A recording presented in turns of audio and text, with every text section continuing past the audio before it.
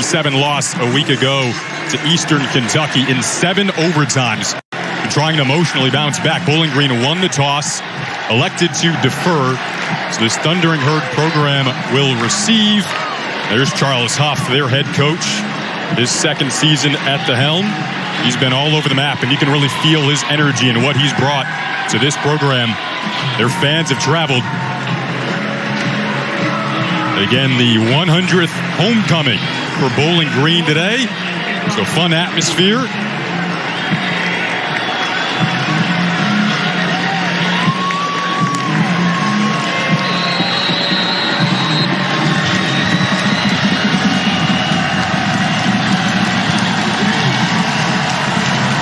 Off we go from Deutsch Perry Stadium.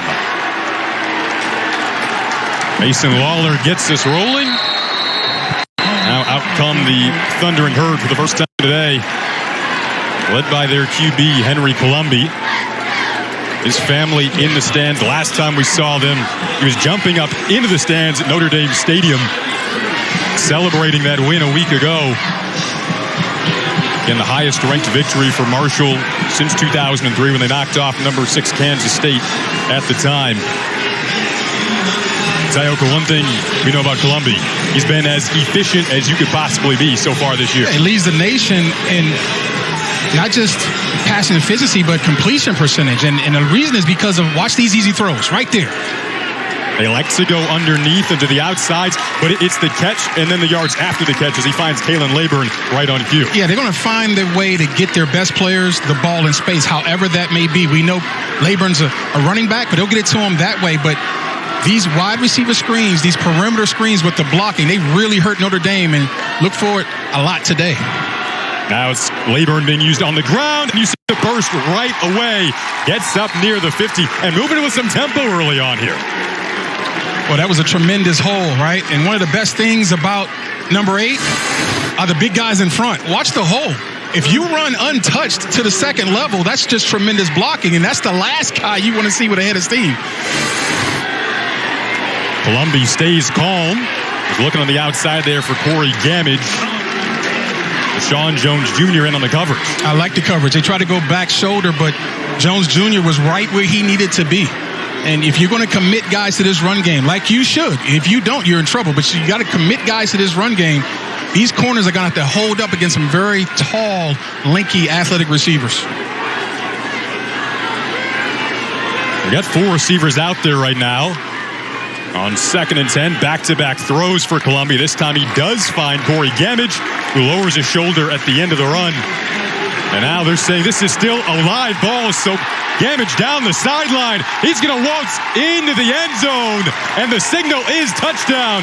So Gamage just kept it alive. There's those yards after the catch, 51 of them.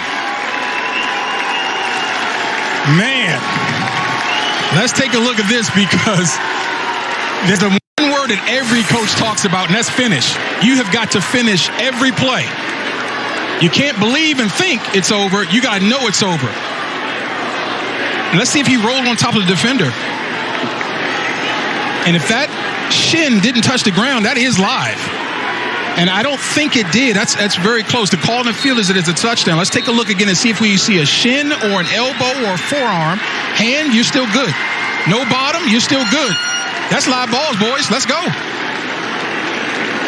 And credit Gamage for realizing that he didn't touch. Scored a touchdown. The previous play is under further review. So what a wild start, as you heard there. That previous play now under review. But Tayoka, you took us through it, and at the moment, it looks like it could stand. Yeah, the closest thing was that keister, right? If his rear end doesn't touch the green, he's good to go. I saw nothing but air between his bottom and the field, so I think he's good to go. If it had been a forearm, he'd have been down. If it had been a shin, he would have been down. Knee, obviously, down. But that hand, you're good to go. And again, it takes a lot of awareness, like you just spatial and body awareness to know, hey, I'm still good to go. The defense relax, and it becomes a house call. And this is kind of interesting because, you know, this is what the Thundering Herd do. They throw short, intermediate routes, and they try to get big plays from open field running after, you know, run after catch yards. And that was an untraditional way of getting it, but they got it right there. And ruling on the field is a touchdown. After further review, the ruling on the field stands. Touchdown. They go 4 plays, 75 yards, 61 seconds on the opening drive for Marshall. Look, you and I were talking about what's the blueprint for Bowling Green? How can they get a win against a very talented team who just knocked off a top 10 ranked team on the road? And we talked about no big plays. And in the first drive, boy, they give up a huge one. Reese Verhoff connects on the extra point. What a start for the Thundering Herd. We talked about avoiding a potential letdown the following week after the huge upset over Notre Dame last week. They come out of the gates with that. Yeah, out of the gates. The energy, though, right? You see the body language? That's when you know they're engaged. That's a sign of a well-coached team, right? The average teams are up and down every week. You don't really know what you're going to get. Well, Mr. Huff knows how to coach football. He's been around a long time with a lot of different coaching trees in his veins. But what he does know how to do is get his team ready to play, and they've come out the gates, as you said, with a tremendous amount of energy. They're ready. Charles Huff said we have to play with unbelievable energy. That's what they did a week ago. He doesn't want any of what he calls Marshall beaters. As you mentioned, we talked before the game. We said we could feel what he said to us on the field. You mentioned the attention to detail there for Corey Gamage right away. It's showing. Yep. And it's that body and spatial awareness that a lot of elite athletes have. You just sort of know where you are. You can feel things. You don't have to see it. There's this great feel. And, you know, if you're the Falcons, you're like, you know, that's a fluke play, and we can come back and establish something when we get the ball. They get a little edge here on a flag for that kick going out of bounds. Sailed past Teron Keefe. Well, that's the... Kicked out of bounds. Number 90, kicking team. The ball will be placed at the 35-yard line. First down. That's the Marshall beaters we talked about, right? You know, he talked about no penalties. Well, you know, get your mind right. Let's go kicker. Let's keep it in bounds, right? We don't need to be giving extra yards to the home team. And obviously, if you're Bowling Green, you got to take advantage. Now Matt McDonald, the captain, 3rd season as a starter for Bowling Green. Been clean so far this season. No picks. 6 touchdowns. They go to the air on the opening play, looping it into a one-on-one matchup. Out of bounds there, looking for Tyrone Broughton. I think you're going to see a lot of shots taken. Why? Because the Thundering Herd are very aggressive. When you talk to the Bowling Green offensive staff, the word that kept coming up is aggressive. They're very aggressive. They're going to lock up man-to-man on the outside. They're going to press you, and they're going to put their guys on the island. And you just saw a double move right there. If you keep that ball in bounds, give yourself a chance. Tyrone Broughton, we're going to talk about later, 6'7". Let him go get it. He was 6'3" when he came in the guy. Throwing 4 inches. That could be a one-on-one matchup to watch. They go to the running back this time, Keith, who's brought down by Stephen Gilmore, one of the top corners for Marshall. I like the plan early by offensive coordinator Max Warner. Let's loosen this defense up, right? Let us get them worried about playing in space, get them a little hesitant because they're great coming forward. They really produce a lot of tackles for loss. They disrupt the offense. But if you get them running about the perimeter, worrying about their assignments, maybe it'll slow them down a little bit. First 3rd down today for Bowling Green. They went 10 of 20 on 3rd down last week. A dart over the middle, broken up. Andre Sims, someone who's been all over the film first couple of weeks for Marshall, made the play there. Yeah, he played safety, and now he's a nickel corner when they go nickel, but this is the defense. They want to pressure you, get people in your face. You might have a guy running open. You might have a guy you can get it to, but they're going to force you to be perfect under pressure. That time, McDonald wasn't. Malik Keaton back to return this punt.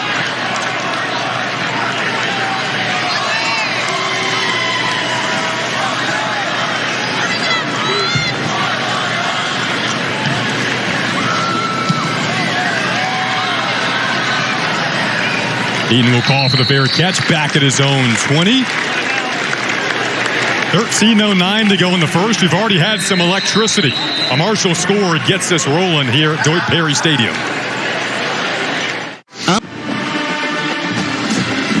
Beautiful Saturday afternoon in Bowling Green. Marshall on their opening drive went 75 yards, little over a minute. That is why we are at 7-zip in the early stages of this one. Thunder and Herd coming out for their second drive of the game after forcing Bowling Green to a 3-and-out.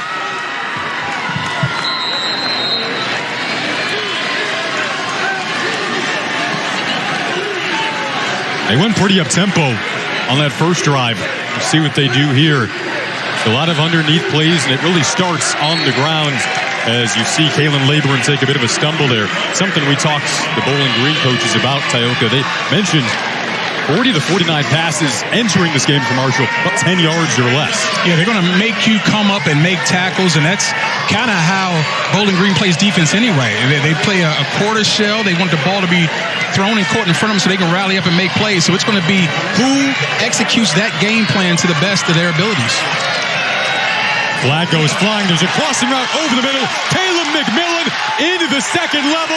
Nothing but green grass in front of him. There is a flag behind the play. There will be another quick strike if it stands. That was 78 yards. I think that's going to be offsides. I think that's against Bowling Green. And this couldn't be a worse start Offside. for the home team Falcons. Defense, number 11. That penalty's declined. Touchdown. Wow. The Thunder and Herd come out of the gun firing here. 78 yards. Quick crossing route. So we just said they'd like to play that deep quarters umbrella to keep the ball in front of them. They decided to go man-to-man, right? You got to find a way to stop this run is what they're thinking, and good luck. Because if you go man-to-man against these explosive players, you are putting the entire game in jeopardy, as you saw. Wow, he was shot out of the cannon.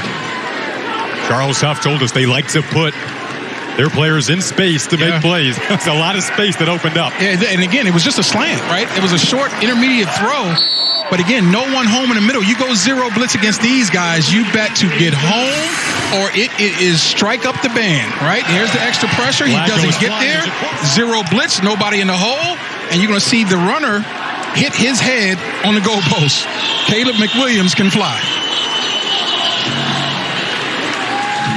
And he's known for his physicality. When you see his build, they say he's our Deebo Samuel. He can do a little bit of everything underneath. Tough tackle, but you see him open up right there now.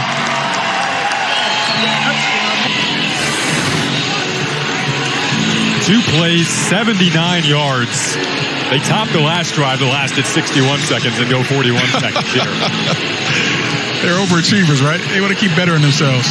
Oh, look, if you're Bowling Green, you got to take a deep breath and say, okay, look, one fluke play and one big play given up against a blitz.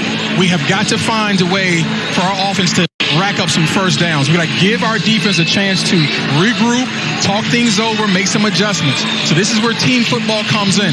I need some first downs if you're a Falcon fan. Bowling Green's allowed a lot of points through 2 weeks so far this season. 45 against UCLA in Pasadena, and then last week 59 against Eastern Kentucky. So far, Marshall coming out of the gates with some electricity. Latest in the form of Caleb McMillan. A lot of big-time skill athletes in the white jerseys. So now how can Bowling Green answer? It's 3-and-out on their opening possession.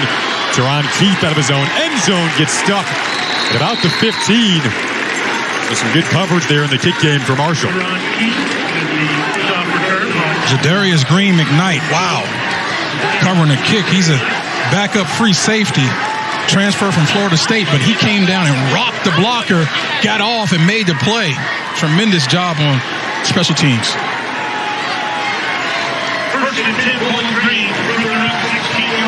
This is where your senior quarterback, Mac McDonald's, got to settle your offense down, right? You can lean on this guy and say, okay, let's put a drive together.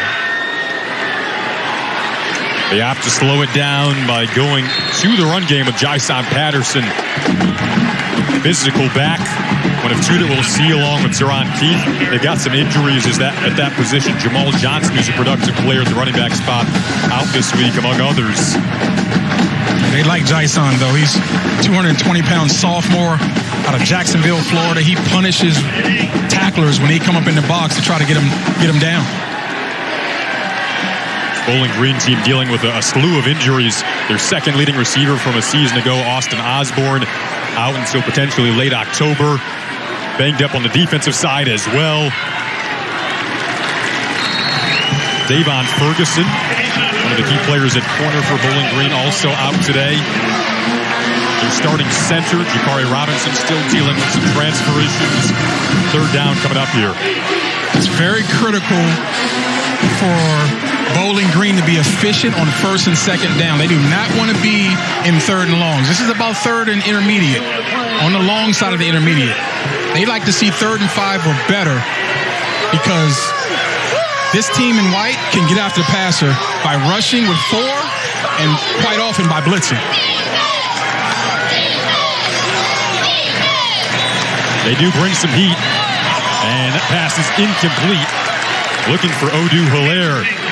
Once again, the coverage very tight. It's Terrion Martin, the linebacker. Well, they're going to run stick routes. And so when you blitz like that, you know the ball's got to come out quickly. The defensive backs know, hey, they're going to try to get to the sticks and get a first down. At some point, Bowling Green's going to have to go to that first play they ran of the game, where they threw it up down to their 6'7" receiver and try to get the ball inbounds and let him make a play on it, because underneath, it's a lot of bullets flying. It's going to be hard to complete passes there. Malik Keaton back. That punt just barely got away. It's a pretty good field position coming up for the Thundering Herd. So we'll see what they can do with it when we come back. They've already had a couple of quick strikes here on the road.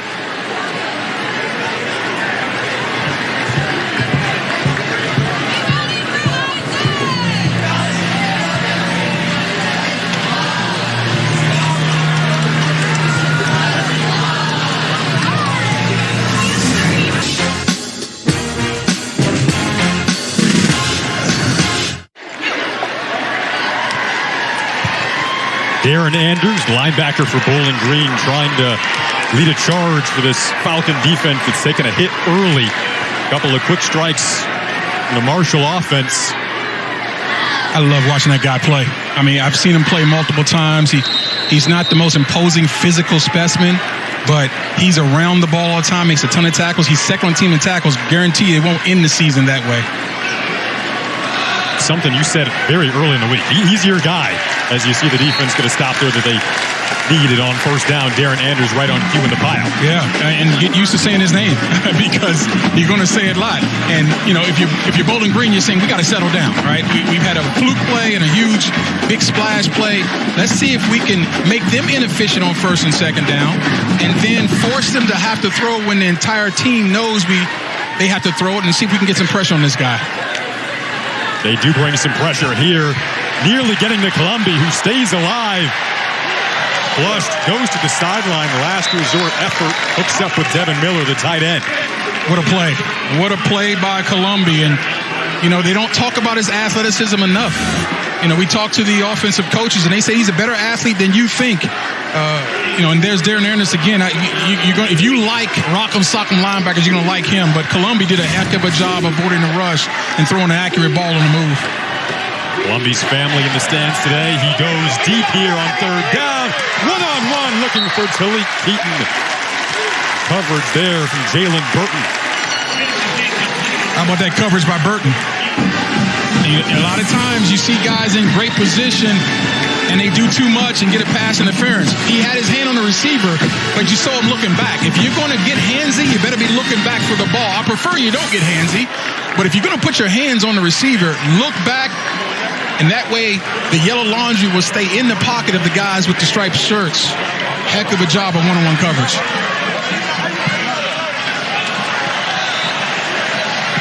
Punt that takes a Marshall roll down inside the 15. And tomorrow on NFL Game Day morning, Russell Wilson and Nathaniel Hackett sit down to discuss the new era in Denver. And the crew reveals how the Cowboys can keep pace without Dak. NFL Game Day morning tomorrow at 9 only on NFL Network. You see Marshall plays Troy next week. Little storyline right now around the Sun Belt Conference, which made quite the resounding impact a week ago.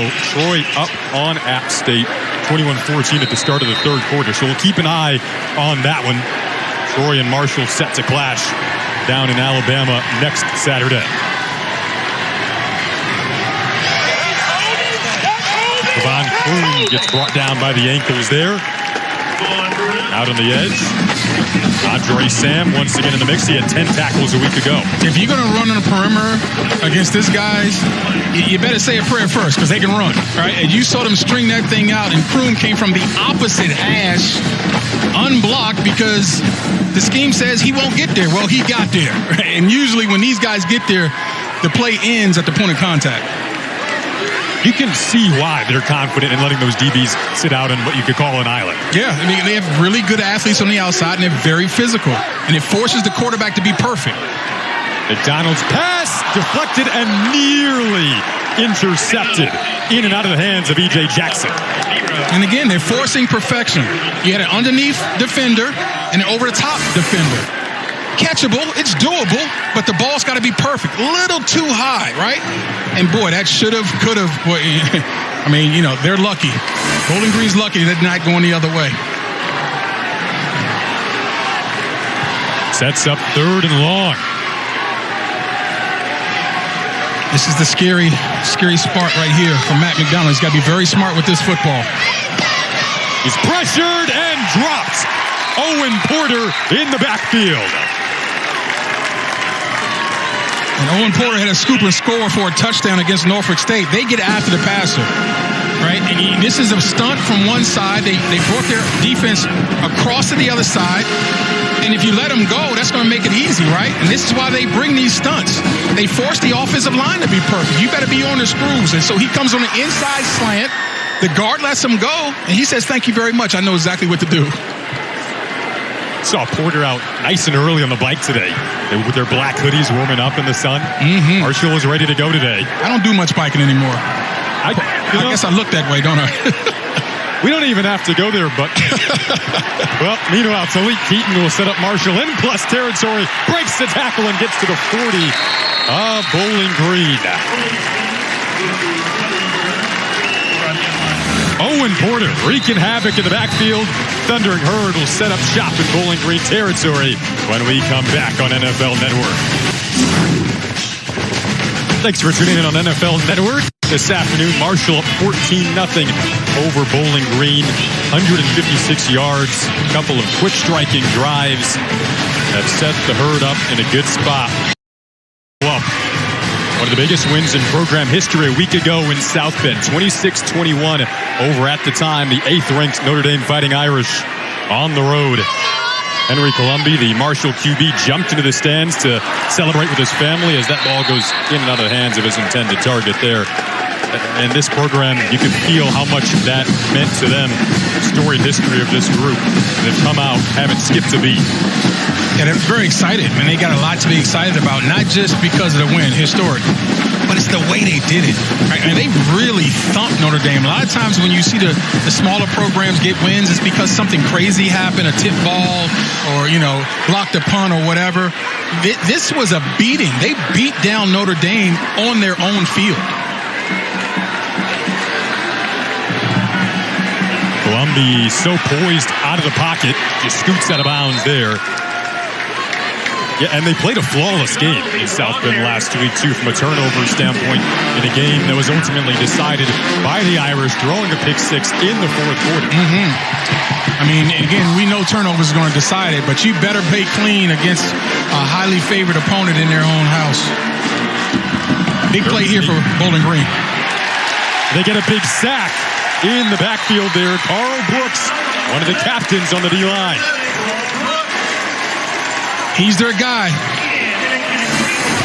Carl Brooks from Lansing, Michigan, 6'4", 300-pound senior, but he's active. He's not your average 300-pounder, folks. You saw him come around the corner. NFL scouts knows exactly who number 11 is. He's a captain, and he's their defensive leader for a reason.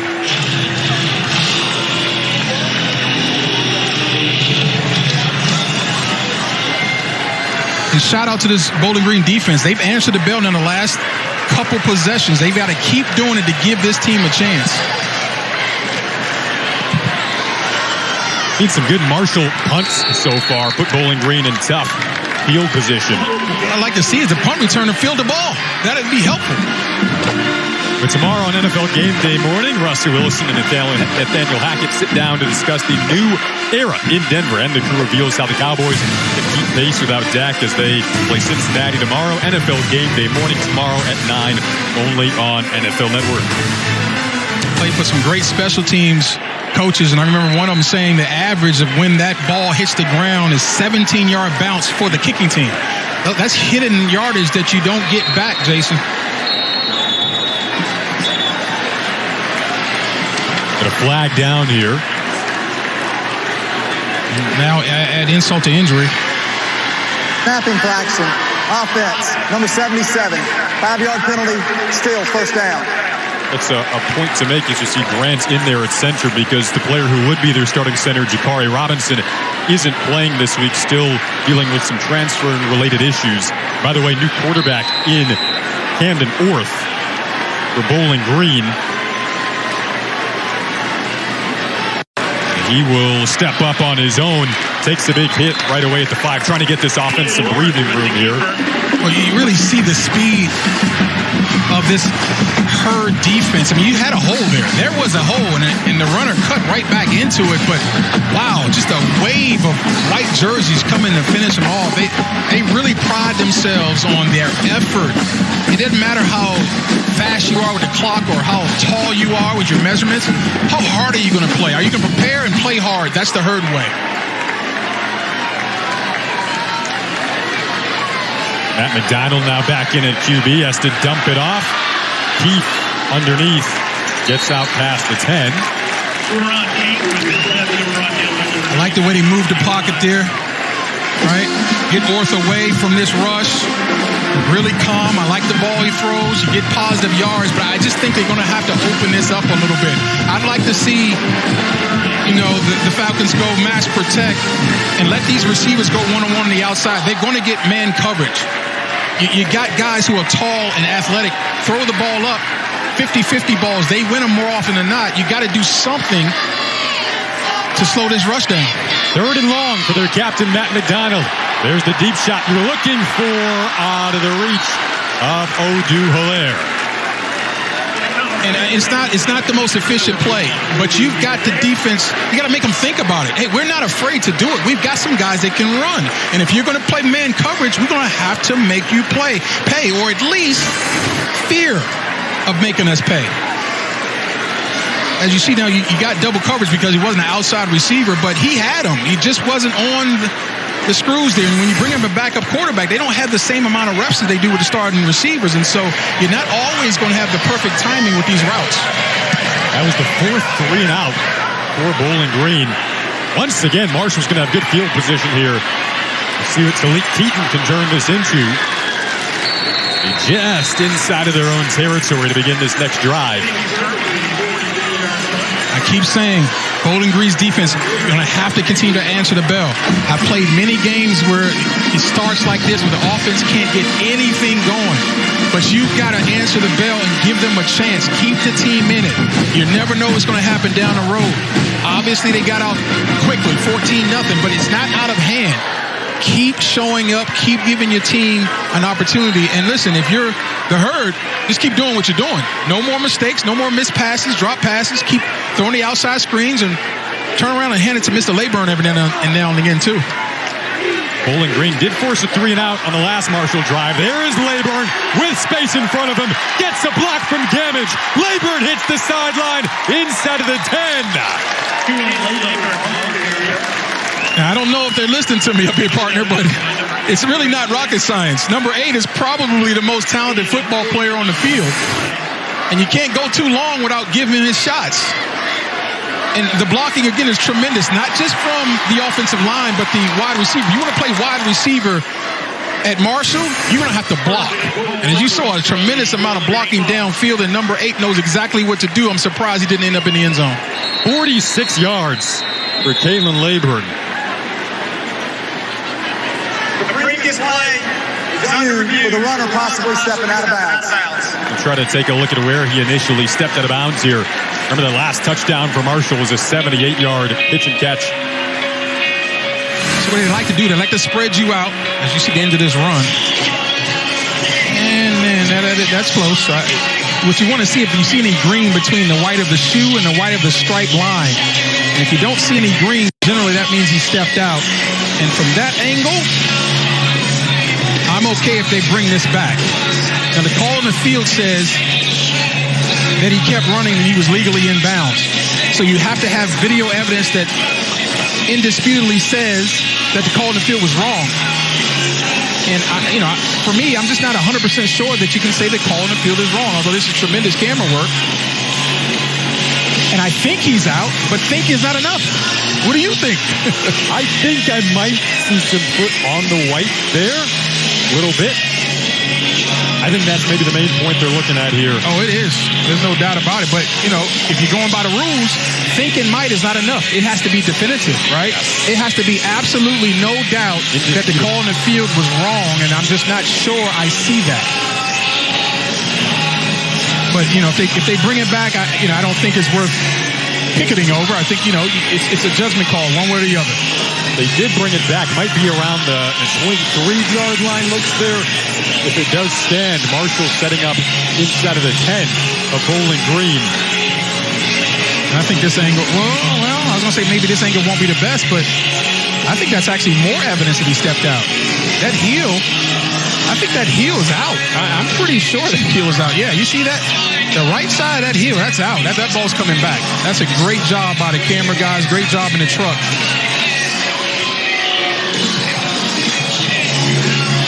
But again, this is a judgment call, one way or the other. After further review, the play on the field stands. First down, Marshall. So they'll keep it at that spot inside of the 10 of Bowling Green. You can make the argument, especially that last view from the back, right? You can make the argument he stepped out. That's very close. It's really very subjective. It's the eyes that are looking at the replay. My eyes said he was out. I'm okay with the eyes seeing it the other way. First and goal, Marshall from the Bowling Green 5.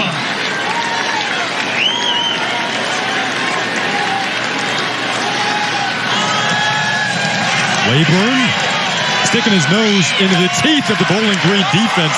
Kept it alive. Then the ball came out. Carl Brooks is on top of it. That was a long run that just kept going and going. Did Bowling Green strip that? The indication is they did. Carl Brooks has it, and BG comes up with a stop, backed up on their own goal line. That's what we're talking about. Continue to answer the bell. There is no give up in this team. And if you're going to continue to fight for yards, you better secure that ball. And it's a little loosey up in there, right? You need two hands at this point. Two hands on the ball. See, he only has one. There's two, but they still get it out. Now, the question is, was his forward progress stop? And you can make the argument that it was. Now, they didn't blow the whistle, and so that's a done deal. If I'm Marshall, I'm probably arguing that his forward progress was stopped. If I'm Charles Huff, I'm saying, hey, that ball should have been dead right there. But guess what? No whistle. You keep playing if you're the defense. Heads up play. I didn't see who stripped it, but I know who jumped on it, and that was their leader, Carl Brooks. Now, Matt McDonald and the Bowling Green offense come back out after what feels like a huge stop in this opening half to keep Marshall from making what would have been a three-score game. Well, this Marshall defense, this run game has been, this run defense, I should say, has been lights out so far. They're just not getting enough yards on first down. Bowling Green needs positive yards to set up their offense. They don't have the same amount of explosive athletes. So they have to stay on schedule, stay ahead of the chains. It's very important for this offense to be what they need to be. And right now, they're not getting first down production. 4 3 and outs so far for this Bowling Green group on offense. McDonald, a quick throw, nearly intercepted there. Abraham Beauplan, the linebacker, deflected that. He was their leading tackler last year, had 110 tackles, 11 for loss in 21. First team All-Conference USA. But this guy, he's very interesting because he had a lot of Power 5 offers in the offseason. There were Power 5 teams trying to poach that guy, and you saw why. He is a read and react linebacker. And when he goes fast. A lot of 60-year players in this Marshall team that opted to hang around instead of transferring. You can see why. It's a good group. 3rd and 8 coming up here for the Falcons.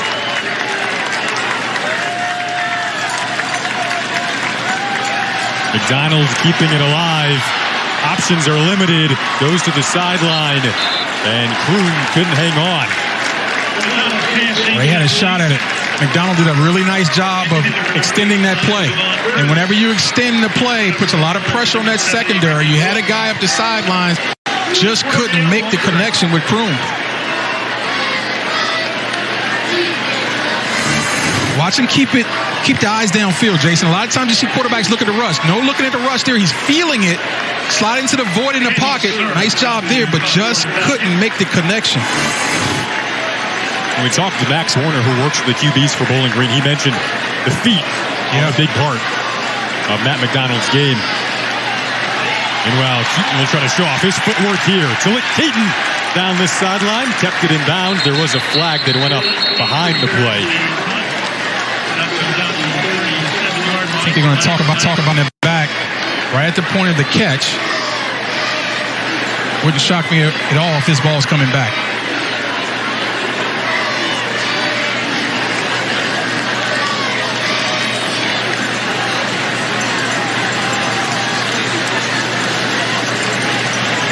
During the return, we had a block in the back.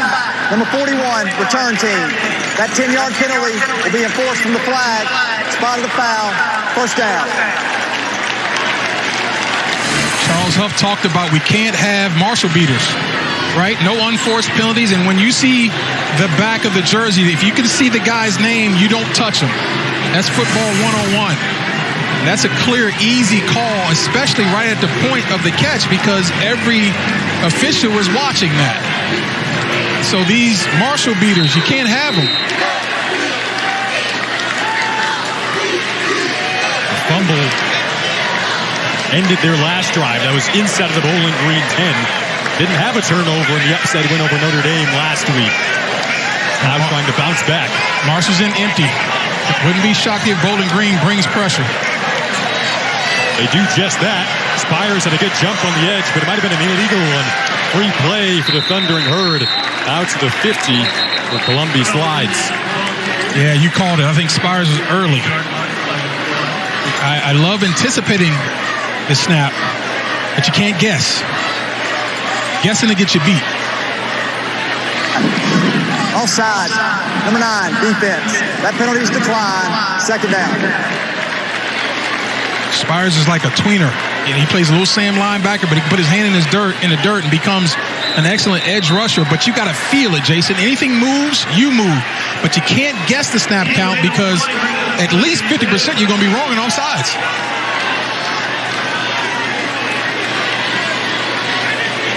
Makes life easier for Marshall now.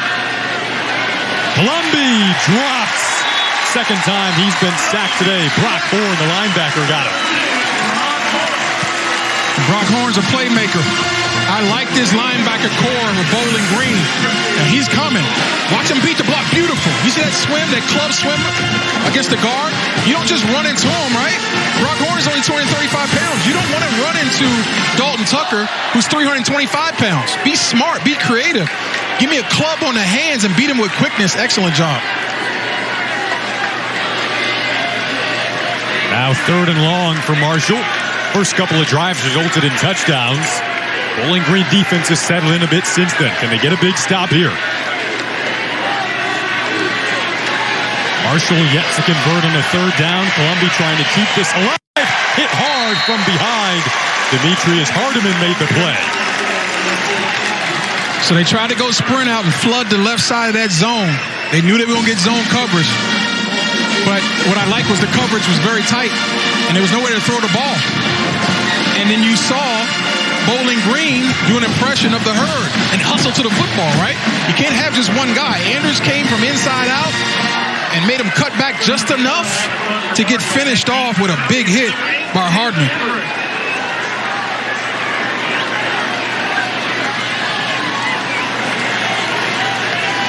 80 seconds left in this first quarter. Had an eventful start. Question mark now is Bowling Green. Can they find some offense after stringing together a couple of really good stops? That is a big question. I'd like to see him go a little tempo. Right now, Marshall is in a groove. We talk about offenses getting in a rhythm. Well, defense is getting rhythm too. And right now, the herd is in a rhythm, right? You got to get them off of that rhythm. Let's speed the tempo up. Let's go deep a little bit more, right? Let's change things up. You got to find a way to manufacture some first downs because your defensive play count is starting to mount, and that's going to be a problem in the second half. 30th all-time meeting between Marshall and Bowling Green. Marshall had a couple of stints in the Mid-American Conference, now in the Sun Belt after coming over from Conference USA.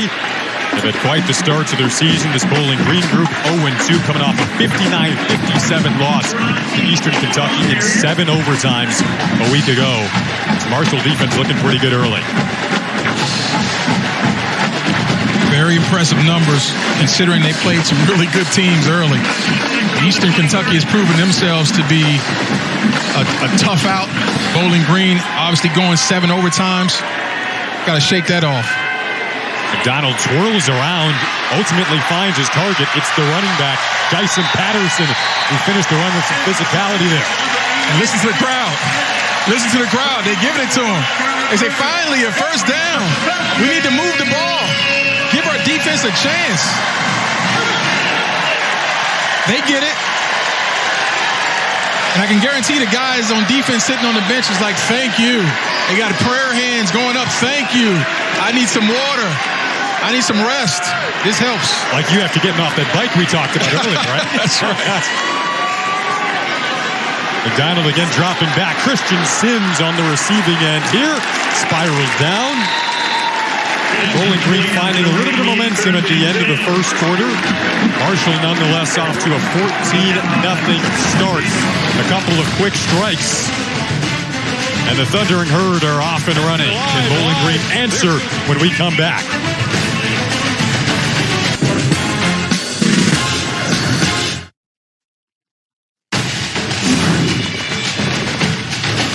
Centennial Homecoming here in Bowling Green, Ohio. Festive atmosphere. Our beautiful sport is now in week 3. 14-0 start for the Herd. Fans have showed out. Had some Marshall fans parked next to me today, Ioka, so they've shown up here today too. Yeah. To create what's been a good atmosphere. Right behind their bench, they've got sort of like a green wave. You're seeing it on your screen right now with multiple sections. They traveled now. Huntington, West Virginia is here as well. Awesome college town. The Thundering Herd are hoping to have a big year. Right now, they're up 14-0 after a big start to this game. Matt McDonald and the Bowling Green offense, just one first down today coming on this drive. And they get something rolling after their defense gave them some stops at the end of the first quarter. Well, right now they're averaging 1.1 yard a play. And that's not going to get it done. They've got to find a way to get an explosive play. They've looked for it a couple of times. Into a tight window goes McDonald. I'm shocked. Flag there, won't get it. C.J. Lewis, the intended target. Yeah, I'm shocked they didn't draw a flag. I mean, that's pass interference right there, one-on-one. I mean, if that's not pass interference, I don't know what is. My favorite quote, Charles Huff, the head coach of Marshall, you like to solve problems with aggression. So that might get up in your face a little bit today. Yes. I like that too. That's football, though. Yep. And here the Marshall fans making some noise now on 3rd and 12 for Bowling Green.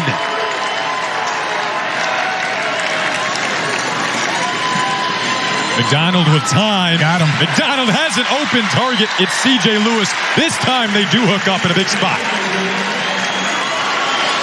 C.J. Lewis is a Boston College transfer, and I think C.J. didn't realize that he had room to turn this thing up and run. But what I like most of all is they gave McDonald an opportunity to throw the ball, right? The offensive line held up.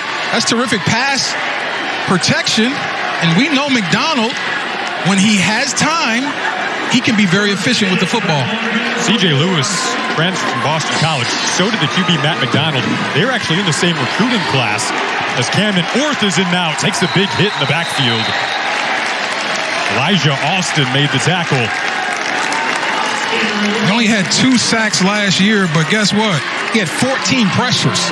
So he knows how to get to the quarterback, and this time is a quarterback run, and watch McDonald, he's going to turn the wrong way. And it's wrong only because number 2 is right there unblocked. Woo! That'll open up your nostrils now. Yeah. Alston led Marshall in QB hurries last season. He's a really nice depth piece for this D-line. An empty set on 2nd and 13. McDonald back in the game. Oh, what a one-handed grab made on the sideline by Tyrone Broughton. I've been begging for it, right? If they're going to play rolled up man coverage, you have got to make them pay. And this is all about length and athleticism with 6'7". Look at the reach. That is a rebound, right? That looks like Dennis Rodman reaching out for a rebound. But he gave his guy a chance. But I love the aggressive call by Max Warner. You need more of it. This is the up-tempo you wanted to see. Another deep shot off the hands. This time, he was looking for Lewis. I like it. You know, Max, like, you know what? Forget it. We've got athletes too. We got to give them guys a chance. But look at this right here. That's a done and done moment right there. Right? You go up with one hand and bring that thing down and stay in bounds. Look at him pluck that thing. Yes, sir. That's a big-time play right there. McDonald keeps it inbounds. We saw him take a shot earlier where he threw it out of bounds. Learned from that mistake, kept it inbounds.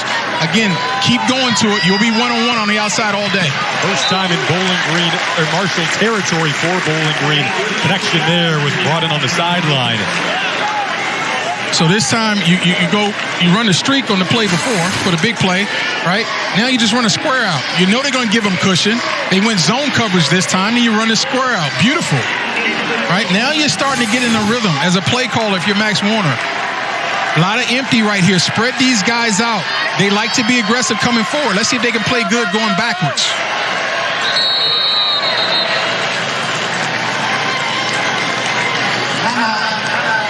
Get a timeout called by Bowling Green here. Big 3rd and 4 coming up. We mentioned Broughton has grown 4 inches since stepping on campus. Here's a look at the tallest receivers around the FBS. And if you haven't had a chance to watch Johnny Wilson, you need to. All right, go pull up YouTube or something from last night's game because he torched Louisville. They couldn't do anything with him.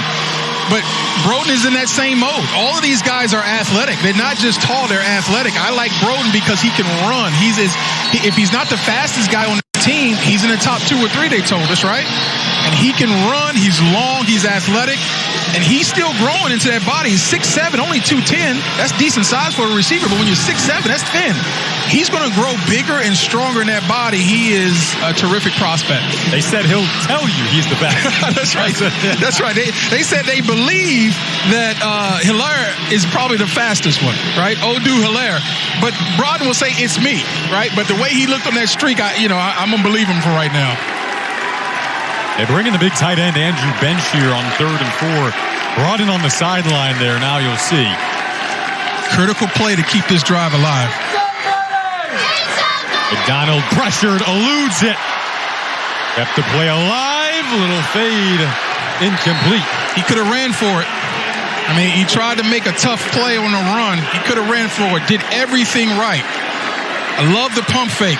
And if you're a free runner, coaching point for all you young rushers and blitzers, if you're a free runner, never go for the fake. Just run through the quarterback. Even if he throws it, you're going to get a good hit on him. Make him feel it. Never go for the pump because they're smart. They're going to come pump fake you and keep running. And I would have liked to see McDonald continue to run that for the first down. Decision time now. They're going to go for it. The Marshall fans are up. So are the Bowling Green fans. We get a timeout called here. CBG 4 or 5 on the season when it comes to going for it on 4th down. You think this is the right move? I do, because you notice an explosive offense on the other side. And though your defense has been terrific for the last few possessions, you just know that this game's not going to end with 14 points for Marshall, right? So you have to find a way to manufacture points, and you're in a really good position to do that right now. A big play coming up when we return here on NFL Network.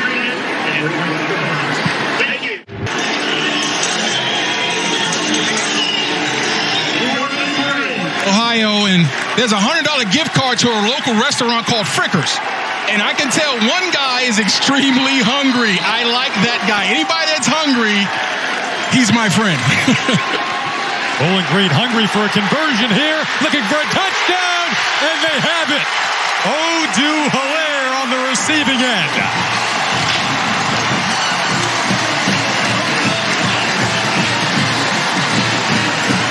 Give a lot of credit to Max Warner, the Bowling Green Falcon offensive coordinator. He has adjusted. And if I'm not mistaken, this is a double route on the outside. And you got a free runner. Don't miss the layup, right? They said we got to take our shots and make them, just like in basketball. It's a make or miss league. Well, football, very similar. You got to take your shots, but you got to make your shots. And the Falcons did just that.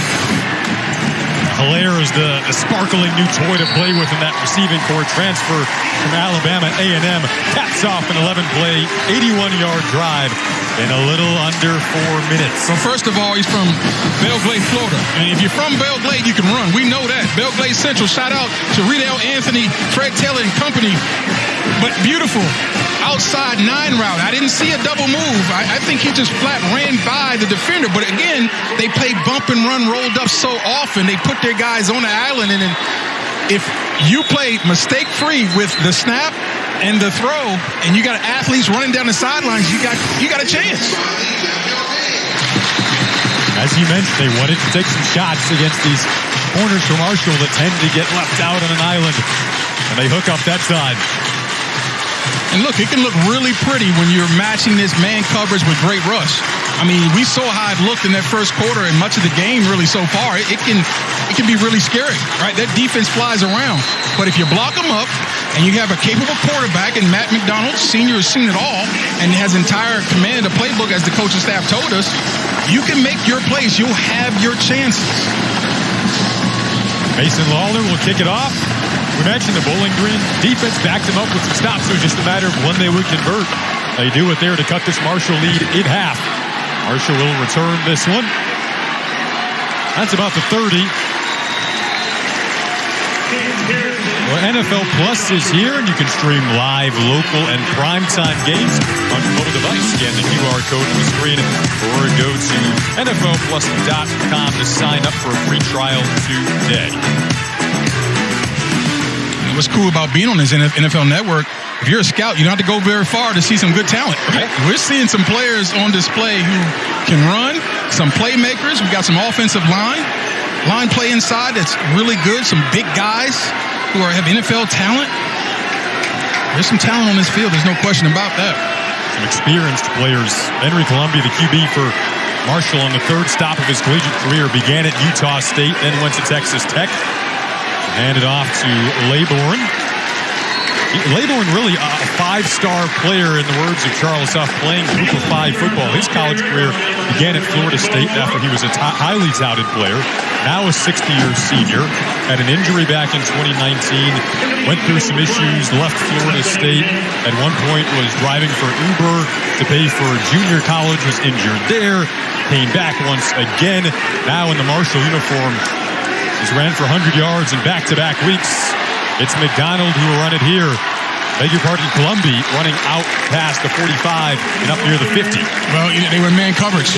And when you have man coverage and a quarterback who can move, that thing opens up. Look at the coverage. And then there's the green grass in front of them. And we talked about Columbia is better at running the football than most people give them credit. Back to Laybourne, excuse me, Jace. Back to Laybourne. He was immature early. He made a lot of mistakes, right? You know, this guy is, we said, a 5-star recruit. He's got that type of talent, and he's playing like it. But he's playing like it because in between his ears, he got smarter, right? He got more mature. He figured out, I'm running out of chances, right? Now he's got an opportunity where you got a guy who's hungry and very talented. He's taking full advantage of his opportunity. Jordan Oladokin on the defensive coverage there. He's an important player on this Bowling Green defense today, stepping in for the injured Davon Ferguson, who would have been a senior leader at that corner spot today. He's potentially out until early November. Ferguson's another one of those NFL prospects. He's a terrific player, very physical on the outside and makes plays with the ball in the air. Great ball skills, Ferguson. They'll have him back, and they can't wait to get him.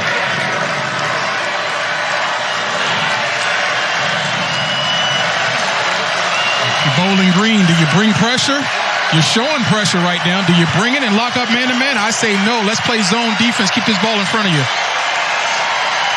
Columbia looking for a deep shot. Once Keaton. Oh, he made the grab. Down inside the 20. They decide to bring the pressure. And that's man free. So you have a safety in the hole trying to read it. And you got man coverage on the outside. You see the blitzes go past. And there's the safety. He's got to get over. Got to get over. Got to get over. Couldn't get there. 38 yards on that last play. Seen some long hookups through the air for Marshall in this first half. Got to be very careful. I don't have a problem with being aggressive. You have to pick your shots. Just like on offense, take your shots. On defense, you got to pick your shots. But you got to be very careful going man coverage with these herd receivers because they really can run. And Henry Columbia, more often than not, is going to throw a catchable ball. He's going to keep it in bounds and gives his guys a chance. So the last time Marshall was down this deep in Bowling Green territory, they fumbled.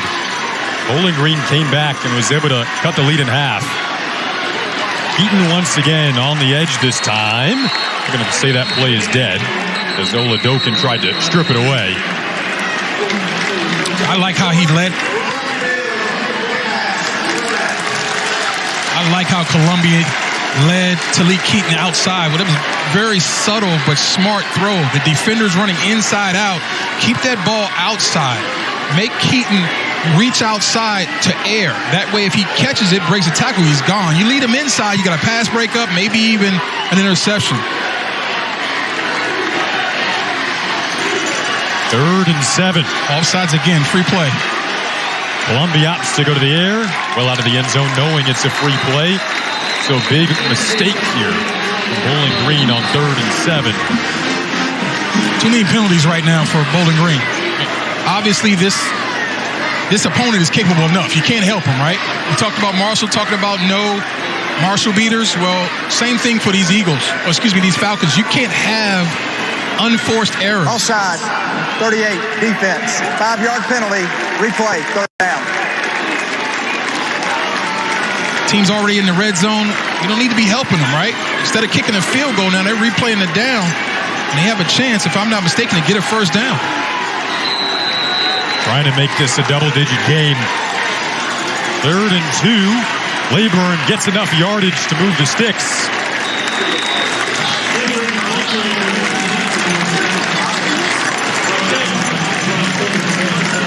Just can't do it. Can't beat yourself. First rule of winning is you don't beat yourself. Staying on sides is a critical fundamental of playing defensive line football. They jump too much. Got to get that squared away.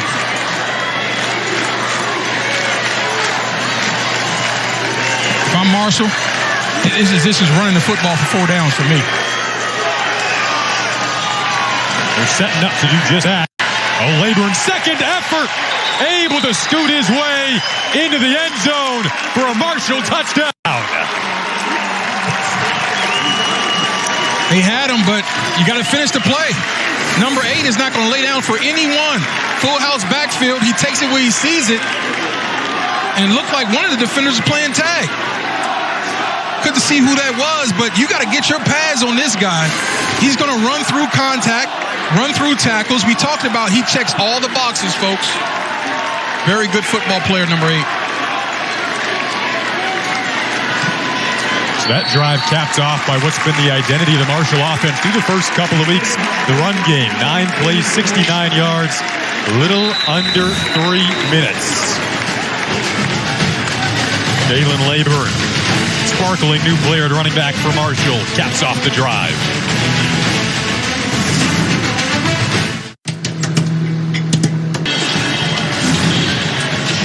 Welcome back to NFL Network. A couple of Bowling Green fans stuck there in the middle of a sea of green. The Marshall Thunder and Herd have traveled today. Yeah, how did they get those tickets? Like, who lost the bet? Like, somebody's planning was a little off.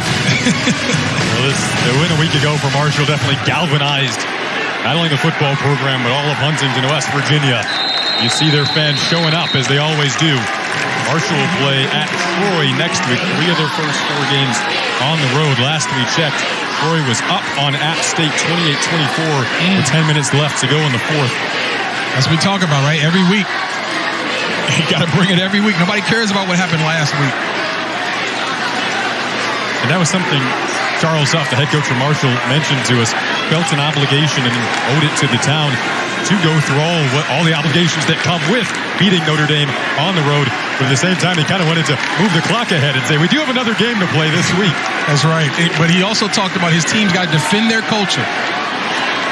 Nice run there. Nice physical run by Nick Mosley. Is the backup running back, third string, but they like his future as well.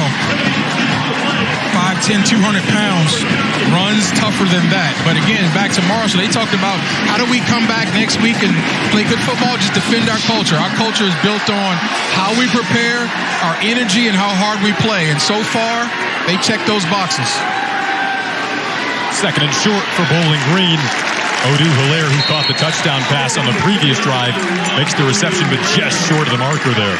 And what set that up is the positive yards on first down. When Bowling Green can be efficient on first down, they are a much tougher offense to stop. They've been behind the sticks far too often in this game. Obviously had a great drive their last possession, but those first down efficiency numbers are key to them to sustaining drives. Bowling Green been much better on both sides of the football after a rocky start. 3rd and 1, they opt to pitch it. They'll pick up enough for the first. The hurdle and a first down from Wimberly as he went soaring through the air. That's the old flip play.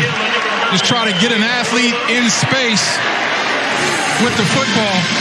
Fake the dive, there's the flip, and then watch the blocking on the outside.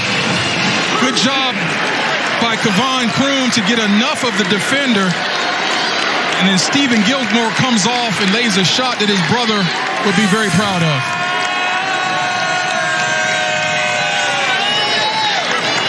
Of course, his brother being Stephon, all-pro world champion, former defensive player of the year. McDonald took a huge hit. Got it away to Mosley, who gets up near midfield. McDonald pops back up after that big collision. Mosley lost his helmet. So he'll have to come out for a play. You want to play quarterback in big-time college football? Okay, you better keep your head on the swivel because they're coming from all angles. And Elijah Alston gets his shot. And in this era of football, you got to be careful how you hit the quarterback because they're trying to protect him, right? And again, Alston, the player who led Marshall in QB hurries a season ago. And he already put a shot on McDonald. Obviously, he's got a thing against number 3 today in the best way possible. They try to get to him again. McDonald kept that alive, then found Odoo-Hilaire, who's down inside of the Marshall 30.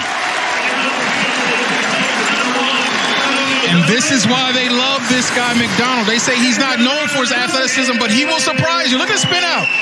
Now, that ball went to the ground. I think technically when that ball touches the ground like that, that's supposed to be a dead ball.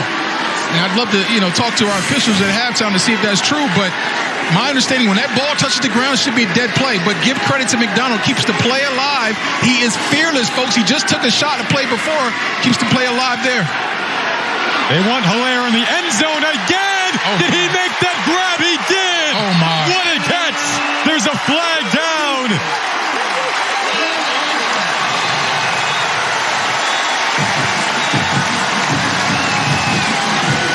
His jersey is all ripped up for a reason. He was being held all the way down the field, folks, but he just didn't care. And we talked about you got to take your shots against these guys. They felt like this defense. Pass interference, defense, number 6. That penalty's declined, results in the player a touchdown. They felt like this defense, man for man, was probably more talented than the Falcon offense, but on the outside, they could make money. And look at that effort right there. Are you kidding me? My goodness, he's being fouled, being held, reaches back with his off arm, and somehow cradles that thing into his belly. We thought we saw a great catch on the outside, right? With Brodden. That one was even better. Back-to-back drives for Bowling Green resulting in touchdowns. Back-to-back touchdown catches for Odoo-Hilaire. You've got athletes on the outside. Give them a chance. You're back in this ball game.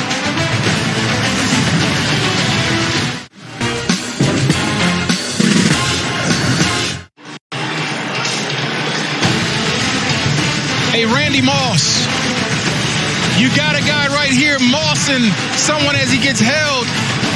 Terrific play right there by number 1, Odu Hilaire. And guess what? Her defense, you got mossed. Hilaire led this Bowling Green team in receiving yards a week ago. Again, he's a transfer from Alabama A&M. Nearly 1,000 yards receiving there. The crispness of his game is so fun to watch, and BG is right back in this one. Salik Keaton scoots out past the 20. Bowling Green playing with some emotion and energy now after a dull start on their homecoming day. And you don't get opportunities to come back during the game when you start the way they did. Usually it becomes an avalanche, right? But give the defense credit of the Falcons because they began to hold. We talked about it. Got to keep answering the bell. Give your offense a chance. And then also give credit to Max Warner.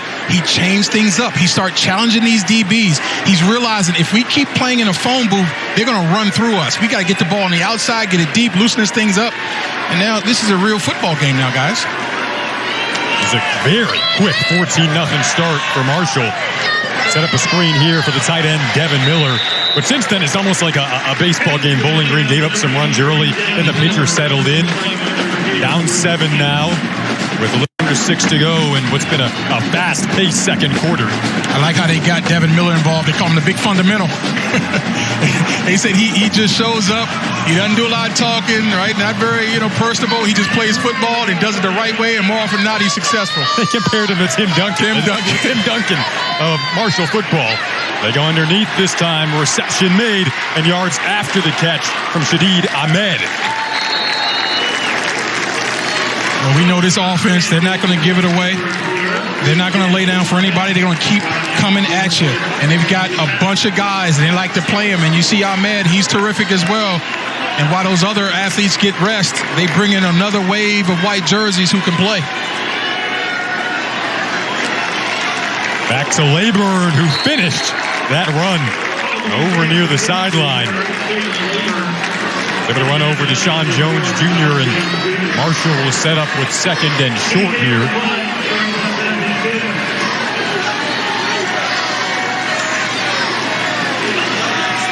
Back to Layburn. It's a Bowling Green defense that's given up 45 and 59 points in their first 2 games of the season. Played much better in the later stages of that first quarter after a tough start.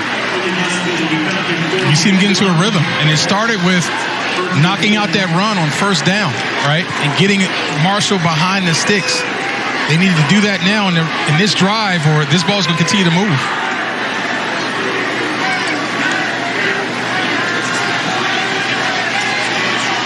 Columbia's dart intercepted.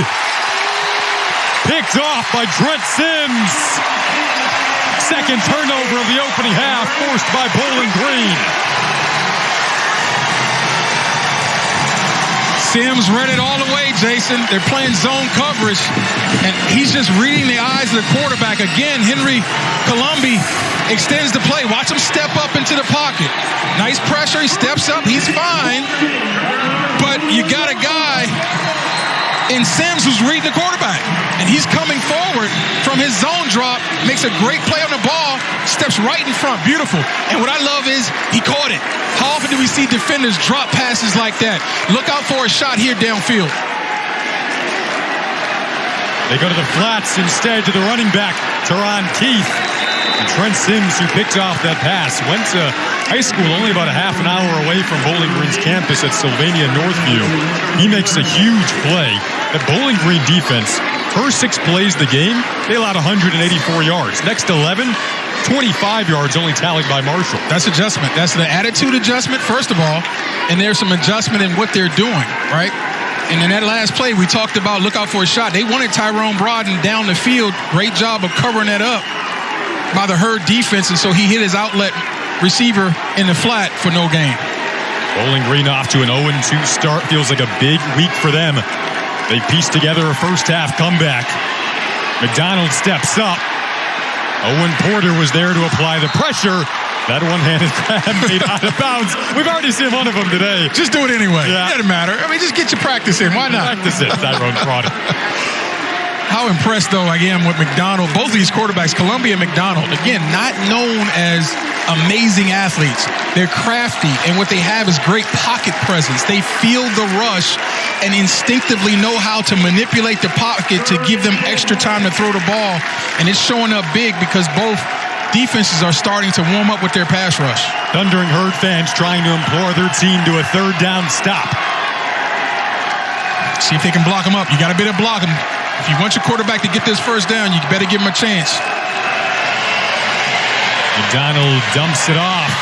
Keith, the running back, will try to do it himself.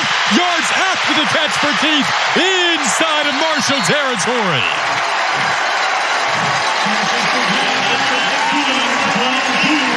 They had free runners, Jason. It was the right call. It was executed properly until the very end. But again, McDonald staying cool, moving out of the pocket, and throwing a catchable ball, and that's just athleticism. That's just a guy right there in Teron Keith who wants to get a first down, who wants to win. He's not going to let the first guy tackle him. Excellent opportunity to move the football with great athleticism.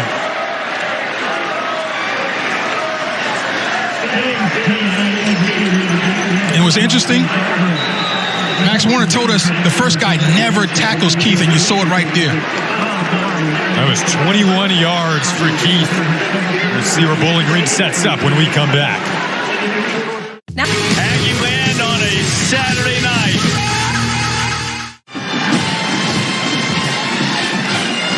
Max Warner on the left there, the co-OC for Bowling Green. Eric Lewis on the right for Max Warner's offense. Look at the last 3 drives, 177 total yards. So they're really cooking now. And a setup inside of Marshall territory here. The fresh set of downs. Little over 3 minutes to go in the opening half. Little trickery here. Keeping it is Hilaire on the edge, trying to get him some space. Too much team speed. I don't like the reverses.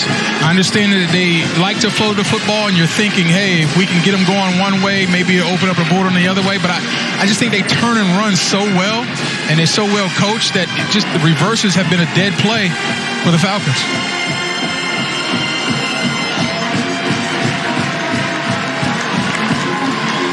You looking for more vertical shots, which is kind of where they made their money so far? Of course, yes. Now, and what has happened so far is forced now the Herd to play more zone coverage. You also wanted to see McDonald maybe get a bit more assertiveness with his own feet, does so there. They say he's very comfortable out of the pocket. Well, again, they talked about how his athleticism is underrated, but it's really about his decision-making. When you are decisive with your decision, you can look more athletic than you actually are. You can have a super athletic player, but indecisive, it makes him look slow.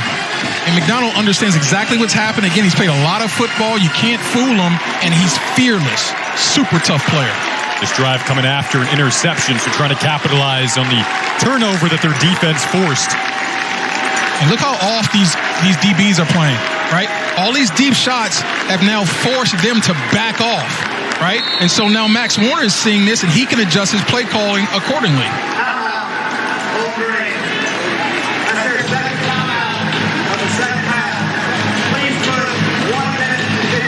BG takes the timeout. A little under 2 minutes to go in this opening half. Bowling Green playing on their centennial homecoming day. 100th in school history. First was back in 1922 against Toledo. So playing on a historic day and looking to continue what's been a first half comeback after Marshall's 14-0 explosive start to this game. There's the head coach for Bowling Green, Scott Loeffler. It feels like a big week for them at 0-2 on the season. He talked about he feels like the meat of their conference schedule, they're going to be at their best. They got some guys who are hurt, who are dinged. You're getting some people back now, but the best players that are hurt or have been hurt come back later. He feels like if we can just survive, he called it the gauntlet. Those first 4 games are going to be extremely tough. If they can survive that gauntlet and not go on 0-4, they'll be in a good shape to really make a run at their division, their side of the division, which is the MAC West. They get an athletic catch from Sims. That'll bring up decision time now at about the 30-yard line. This might be 4th and 3 here. I think you got to be aggressive. Again, you're playing against a very aggressive team, but look at the adjustment now, right? We saw that the Herd is now playing off coverage. And now Max Warner, Now he's calling plays to take advantage of this off coverage, right? These square outs at 5 yards because they're going to be there. Stop routes are going to be there. Stick routes. Now, on 4th down, will the herd come back now with their pressure and play tight man-to-man again, which will leave them vulnerable to the shots downfield?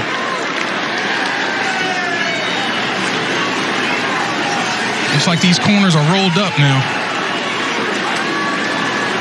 I'd love to have a play call here, if you're Max Warner, to have the ability for Matt McDonald to read the pre-snap defensive alignment and check off. The play went out of bounds and the clock started running.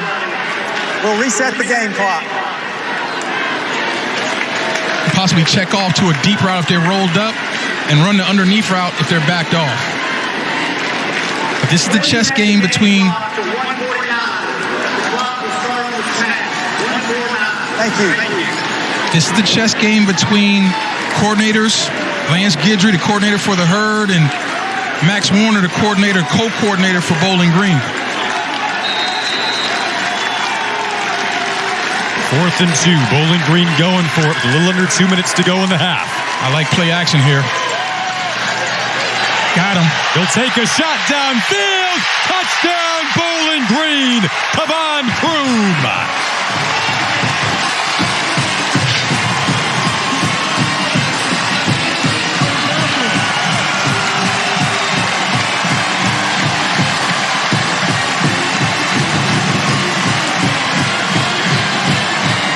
You just had to believe that they were going to test them deep. I love the call. They showed a tight formation, looked like run. They have not been able to run the ball effectively all day. Love the call. And how about the ball handling from McDonald? I can't wait to see the replay.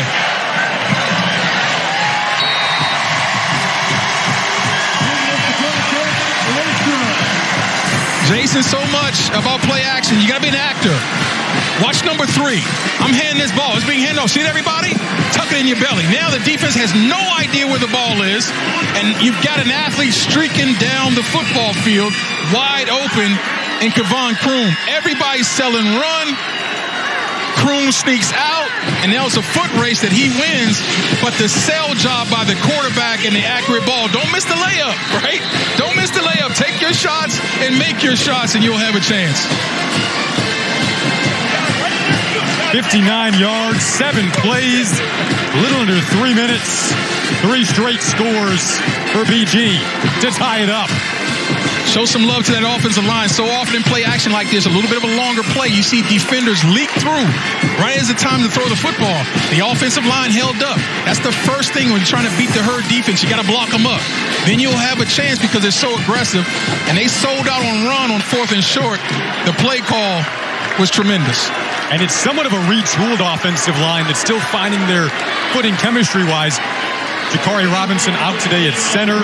They have looked really good not only today, Kate Zimmerly, the left guard, out as well, but through the first couple of weeks, they've allowed just 3 sacks. 2 of those came in week 1.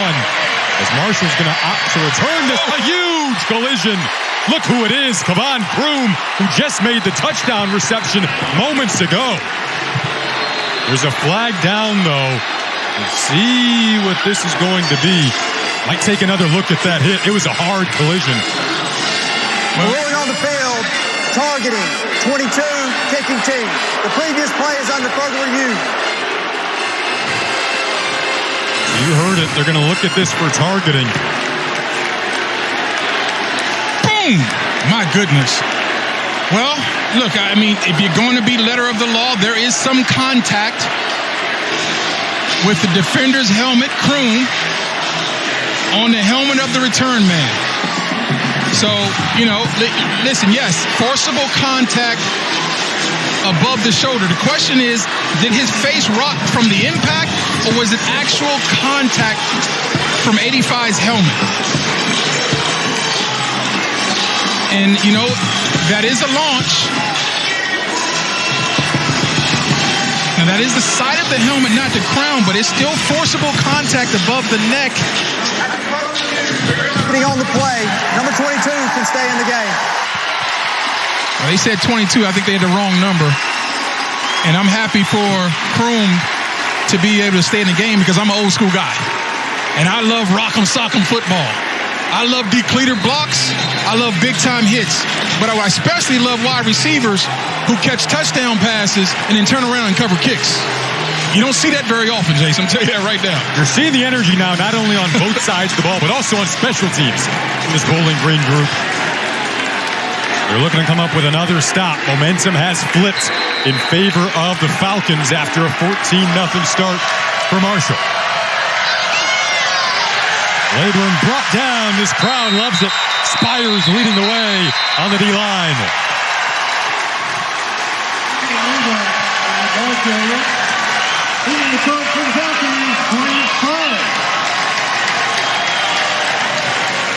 They're fired up. Momentum is a very fickle thing. It can make guys who were getting blocked in one quarter look like Lawrence Taylor in the next, just from the emotion and the energy.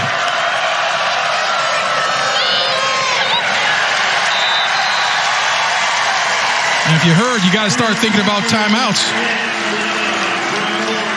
And Bowling Green will get the ball to begin the second half. So you mentioned they're maybe thinking timeouts here. If you can get the stop on 3rd and 6, might get some decent field position, given Marshall's pretty backed up right now. Yeah, you only got one left, so I understand. Let's put this in the pocket and see what happens on 3rd down. If you're the Herd, this is a critical first down conversion just to make sure you get out of this half tied up.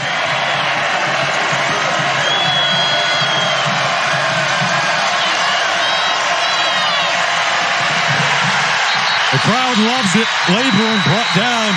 Gontrez Brown made the hit. 18 seconds to go in the second quarter. Again, these are the same guys. Number 8's the same running back, but now you got penetration, right?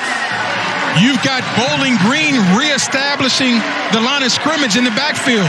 And I don't care if the running back is Caden Laborn or Marshall Falk. You can't run with defenders in your face and your own offensive lineman pushed back in the backfield.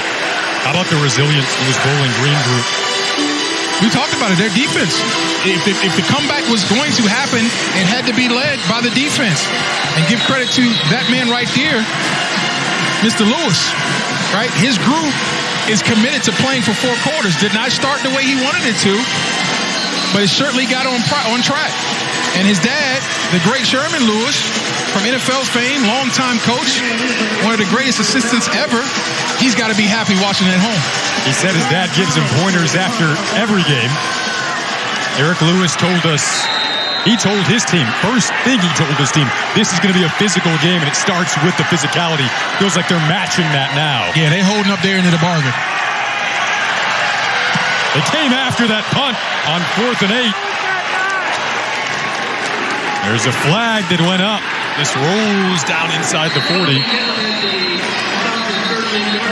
So with 11 seconds left, it may not come back to bite him, but you got momentum. You got the energy. But you got to be smart. You got to challenge it, right? You can't rough the kicker, can't run to the kicker. You see Scott Leffler saying, we tipped that ball. Now, obviously, if he got a finger on it, there's no roughing. The momentum of the football looked like it slowed down based on what could have been a potential deflection. Running into the kicker, number 11. That penalty's declined. It'll be 1st and 10. So the Herd is running into the kicker, would not give given the first down. And clearly he ran into it. The question is, did he tip it? The officials say no, and the Herd declined it. And so with 11 seconds left, I think if you're Bowling Green, you're fine with just kneeling on the ball. With the way this thing started, you'll take a 21-21 game in the half.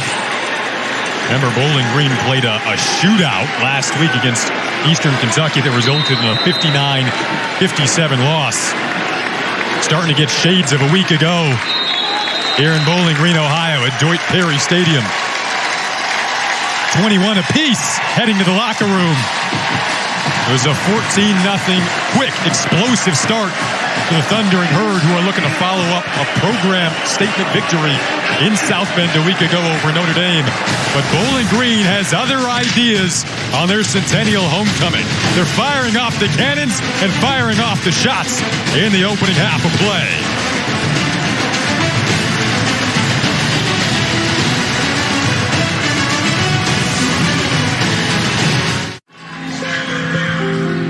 27. The deep shots have been working for both guys today. Who has the edge so far in this one? Well, listen, this is very close.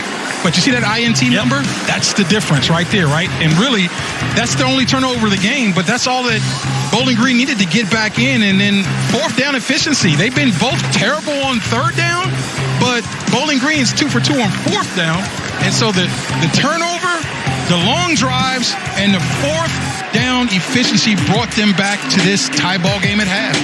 There are a couple of 70-plus yard plays from the Marshall offense in the early stages of this one. That's what got the ball rolling. Corey Gamage hopping up off the turf and taking it into the end zone. And then McMillan as well. The yards after the catch were something you pointed out to me before the game. Yeah, they throw it short and intermediate, and they let their athletes go to work. One, like I said, was a fluke play. The other one was just a slanted man coverage, and he flat beat the guy and ran it in for a touchdown. Matt McDonald has taken some hits today, but he stayed poised. They like to say he's comfy out of the pocket. The toughness of a quarterback permeates through the entire locker room. When you got a tough trigger man, your team is tough. And the quarterback play, other than the one interception, has been stellar on both sides. But I've been super impressed by McDonald's ability to extend plays, show athleticism that maybe the book says he doesn't have, and the toughness we knew he had. See the second quarter yards there. That really jumps out. The flip between the first and second quarter yards for Bowling Green. Pretty incredible. Amazing. Now the question is, who brings the energy and the attitude out of the locker room? We got an entire half. It's 0-0, right? If you're Bowling Green, you need to bring the attitude that you had for the second quarter for the whole second half. And if you're Marshall, you want to get this running game started again. You still have number 8 to hand it off to and begin to make big plays after establishing that run game. Reese Verhoff kicks off what's, as Tyoka mentioned, essentially a new ball game and a new half about to get underway. Matt McDonald, after a rocky start, trotting out to the field, 16 of 27 in that opening half. They started to get vertical. They started to up the tempo a bit in that second quarter. They feel like he's getting better week in and week out. And it really started in the second half of last week's game. They had a terrible start. They didn't like how the whole offense played against UCLA. Terrible start against Eastern Kentucky. They got into a rhythm in the second half. Didn't start great here, but they've been in a rhythm for the majority of the first half. Let's see what happens coming out of the locker room. Opting to go to Payshawn Wimberly over along the sideline. He's a guy kind of filling in today with an elevated role due to the injuries they have at running back. Jamal Johnson out, Wimberly in. That time they were able to get to the perimeter. They have not had a lot of success with these jet sweeps, reverses on the perimeter of the defense. That time they were able to pop one, get positive yards on first down. We said it the entire game. Being efficient on first down is a huge boon to this offense. Flip it to the running back this time. It's Teron Keefe.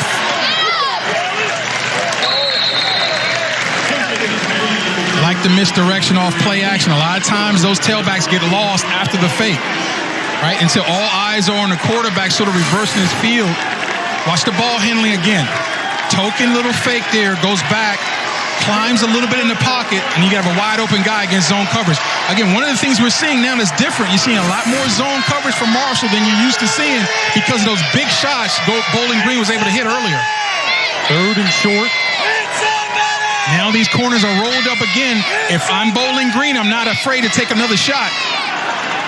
They tried to go to Hilaire, who's the player. Live ball. And it's a live ball. Caught that off the deflection. The player who they had been going to on the deep shots in the opening half.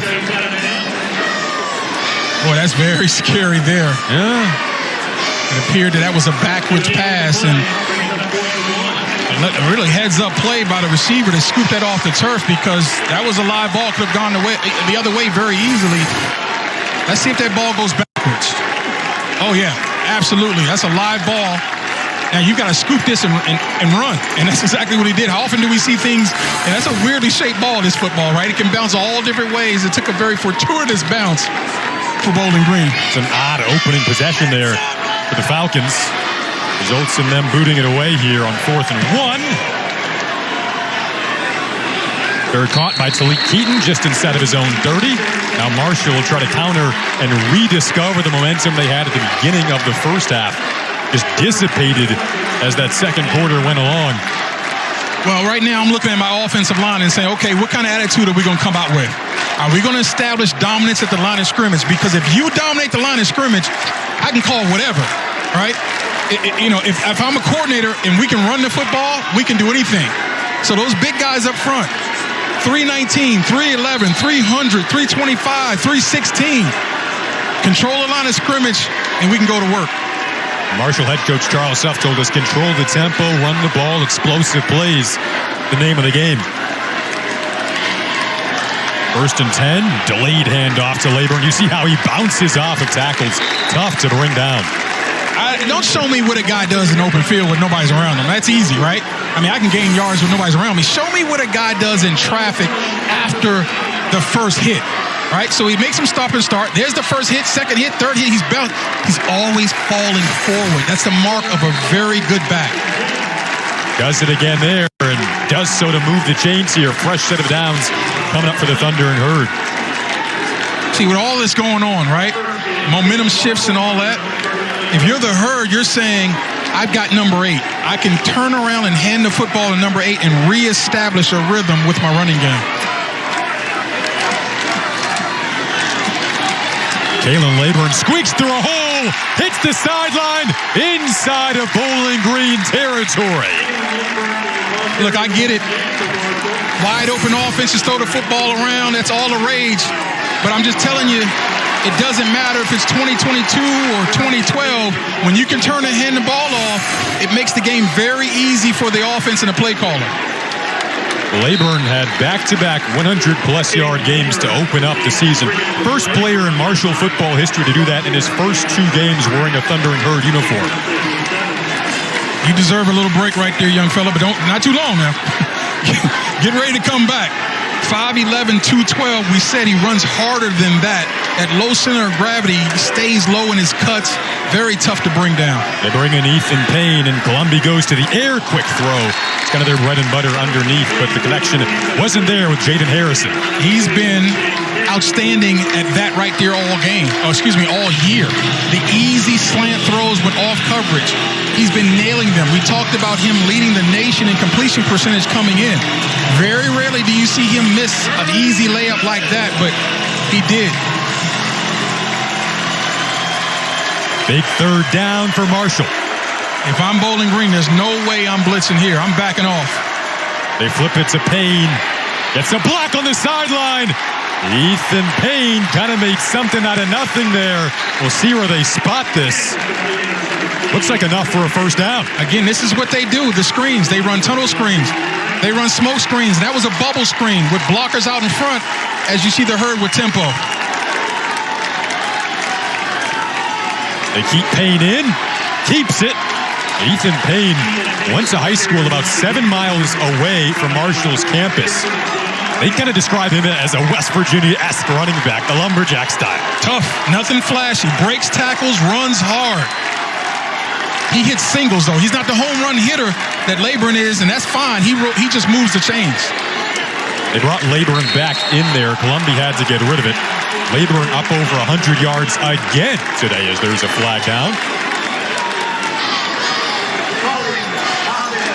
6. 10-yard penalty. So the Thundering Herd showing some tempo, getting in the rhythm, right? But then there's a Marshall beater that Coach Charles Huff talked about, limiting or eliminating the Marshall beaters to give ourselves to show the best version of ourselves, which you need to be every time you go on the road. They certainly were that last week. The tempo from Marshall. Do you want to see that? Kind of feels like more Bowling Green's game right now. No, I do. I like the tempo change because that makes the defense get on their heels, and they can't substitute as much as they were before. And also, it just gets them to suck and win a little bit, right? Fatigue is always a factor. Columbia steps up. Columbia goes down the sideline. Oh, a pretty grab. They're going to say it was out of bounds from Gamage. Well, the coverage I love. And Gamage, he likes coverage like that too because he's physical. He has no problems playing in close quarters. Both guys get handsy. I like the no call. And that looks like a toe tap. Now, that left foot may have tapped out of bounds. The right foot's in bounds. There's no question about that. Let's watch the left one. Can't see it from there, but I believe that left foot tapped out of bounds. And they're going to review it. Yep.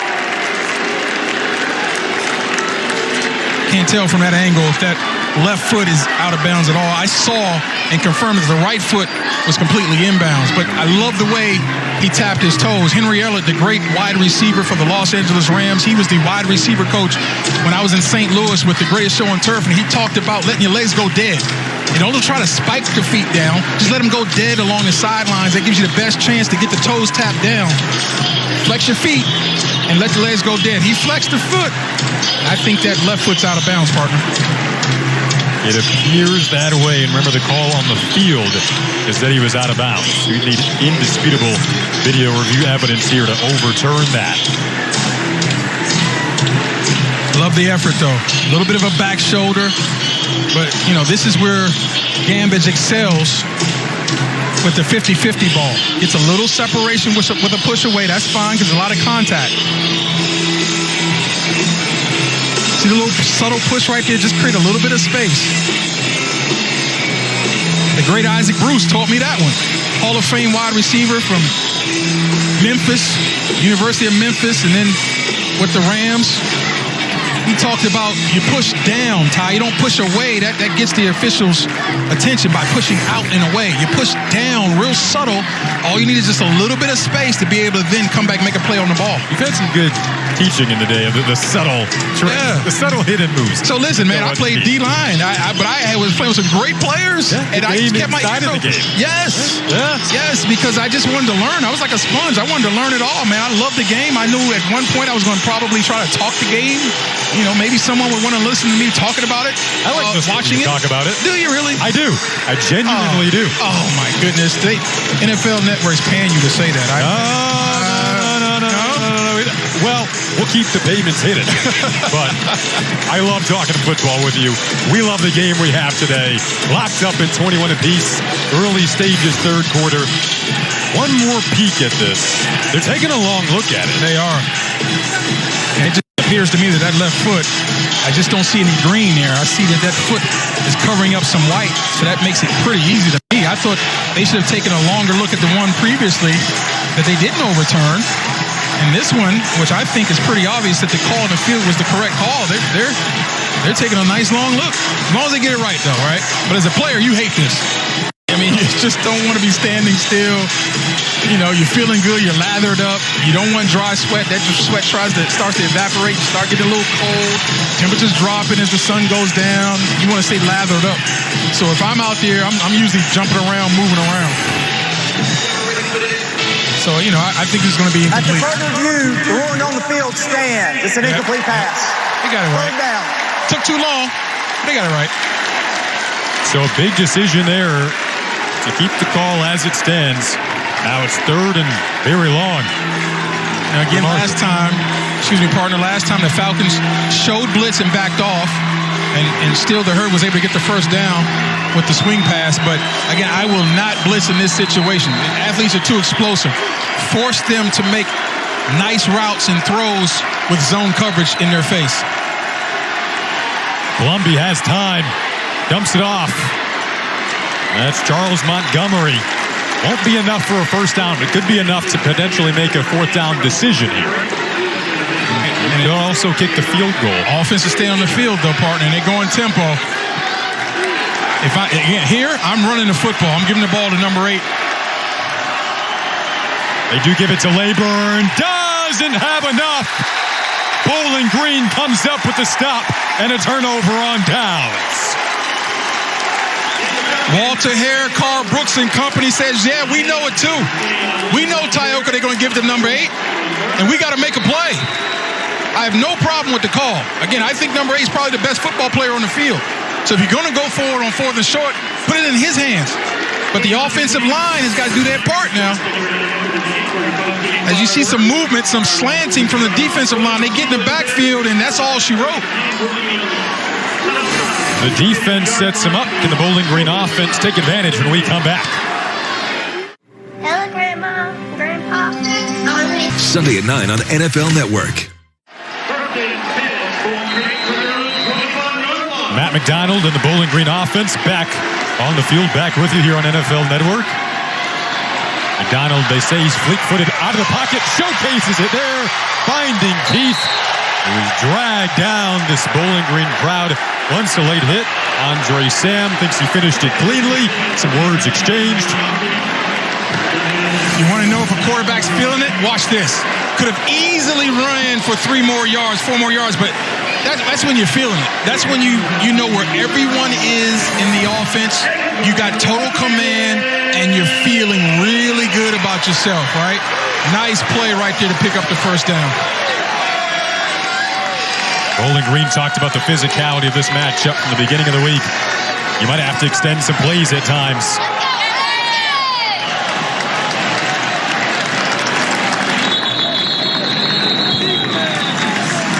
Marshall defense have been stellar against the run, but I'm okay. We'll continue to call it.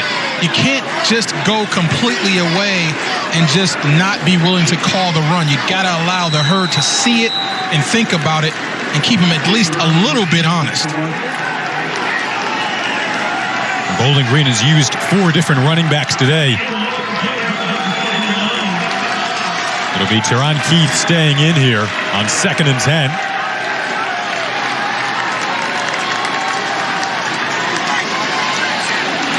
One of the touchdown catches in the first half went to Kevon Kroom, who makes the catch along the sideline, but stuffed out nicely there on the edge. Sam Burton made the play. Yeah, you don't want in screens big men running to the ball. You're actually hoping that Zero loafs and watches the play. But guess what? He didn't. And he came with some hunger, spit, and fire and laid the wood to a little guy. Receivers hate that. Careful, coach. Don't call that again on Zero's side.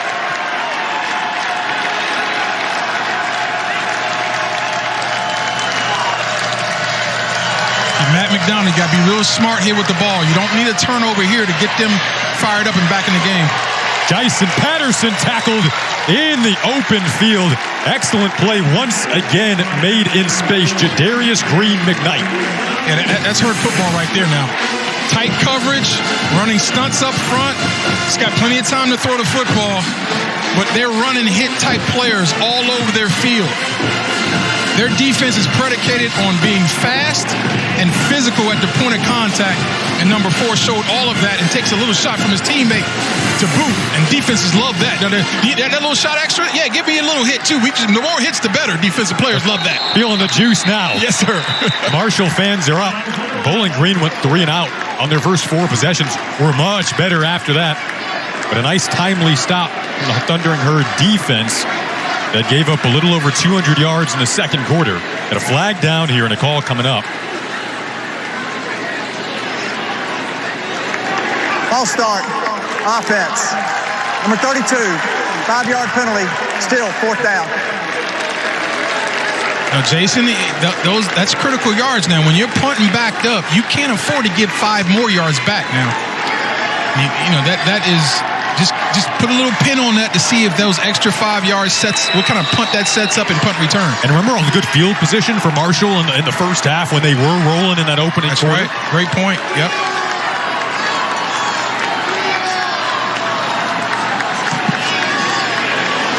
Talik Keaton watches this ball get some hang time, has a couple of blocks, so he'll opt to return it, but not much doing there.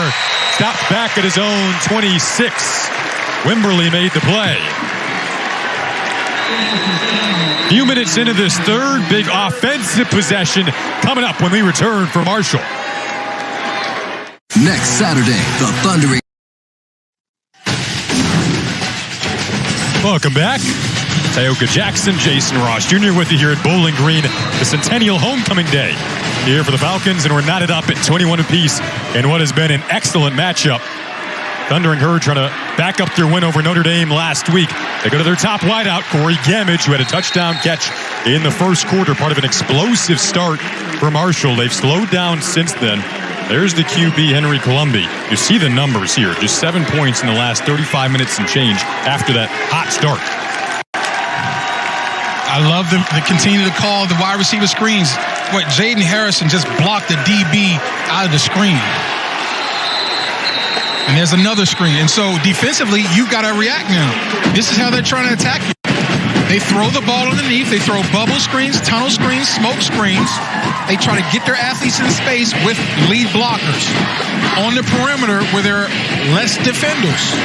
And they're hoping that one guy takes a bad angle or gets blocked and it balls out the gate.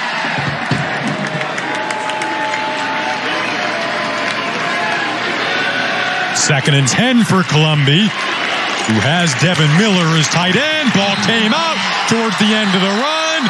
Whistles were blown. Sims picked it up. Ruling on the field is that he was down. Both of these defenses, they're flying to the football. Watch the amount of hats. 1, 2, 3. That ball got I'd like to see that one again. Look at the rip of the ball. Ooh. That ball's out before the knee's down. And it had, if the whistle blew, it shouldn't have been. That's a fumble right there. There's no question. Marshall trying to snap it quickly on 3rd and 5. Columbia has Gamage. This will be enough for a first down as Corey Gamage slips his way into Bowling Green territory. I like this Gamage. They talked about how he worked in the offseason to drop some weight, to get quicker. He's 6'4", 220, love the size, but now he's added more athleticism and suddenness to his game. Another screen set up. Charles Chuck Montgomery tackled promptly. Taylor met him over there. DJ Taylor, the middle linebacker, along with a couple others. Well, Taylor makes the play, but Jordan Anderson sets it up. He took the blocker. Watch number 0 deposit the blocker. See that? He's pushing the blocker back into the receiver, and that blows up the entire play. Jordan Anderson, you get credit for that one, brother. Lately, we've seen That's a tight end he beat up, by the way. Tight end, yep. Yeah. Lately, we've seen Marshall in more 2nd and long, 3rd and long scenarios. Here's a 2nd and 13 for Columbia. May have been deflected, caught anyway by Shadid Ahmed. Talked about Ahmed as a backup player, but he's a very, very good route runner. He's got good hands, reliable hands along the sidelines. Layburn, a burst and a hurdle. First down. And that burst was real. That start and stop is real. They're going tempo, but watch his foot slip right there. If he makes that cut, he's gone, folks. Miller again, the tight end, barging his way inside of the 15. And I was just about to say, there's a lot of plays being called without number 8 touching the ball, and that's a hurdle. Edwin Moses would be proud. Keep your feet, though, young fella. But that hurdle was something special, right? It was. Been an entertaining brand of football on both sides today. Columbia looking to the flats. Layburn out of the backfield. Tried to hurdle him again. Then he was lost it out of the end zone. Touchback.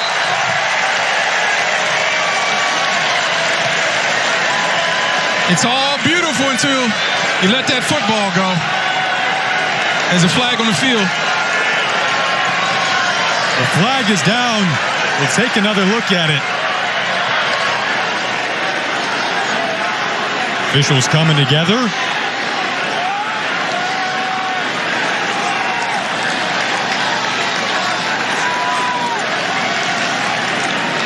Holding offense, number 5. That penalty's declined. The results of the play are a touchback. It'll be 1st and 10, Bowling Green from the 20. So it's Bowling Green football after the touchback. Due to the ball going out of the back of the end zone. Head coach Charles Huff said, no Marshall beaters. I love the way you're playing, number 8, but you got to hang on to that pill. When you have the football, you have the hopes and the dreams of the entire program in your hands. You got to protect it as such. 3rd turnover for Marshall gives it back to Bowling Green.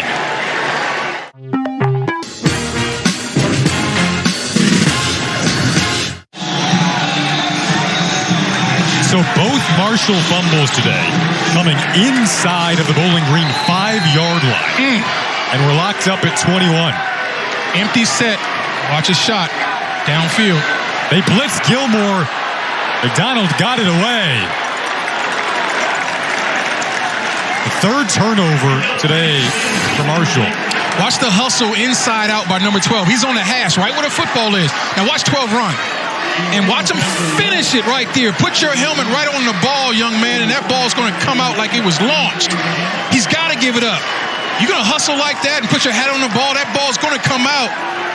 And that's the last thing that Laburn has to learn. Ball security. When you think you're in the open field, you're never alone. And that's the guy we talked about in the open, the young J.B. Brown showing up. He's a future All-MAC player. A dart underneath Andre Sam was in the vicinity. There's a flag down.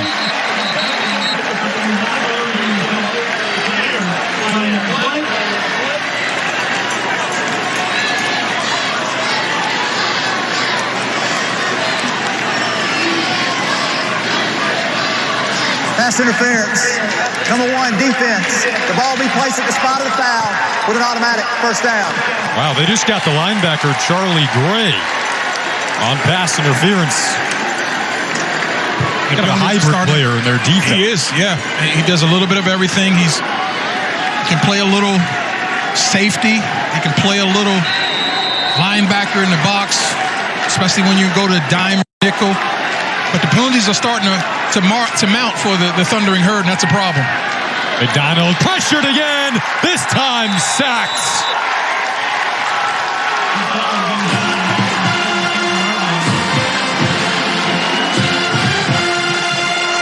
Big-time pass rush around the corner. And that's from a 3 technique. Just beat a guard with a speed rush around the corner, which is hard to do because usually you get pushed by the quarterback. He did a nice job of turning the corner and finishing with the quarterback on the ground. That's Barber Jr. It's a big play. Damian Barber Jr. made the play to force what is now 2nd and 18. Empty backfield for McDonald. Steps up. It's Kroom with some space. He'll make this 3rd and very manageable.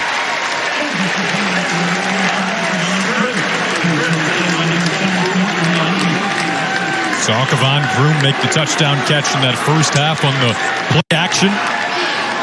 Makes it 3rd and 3 now.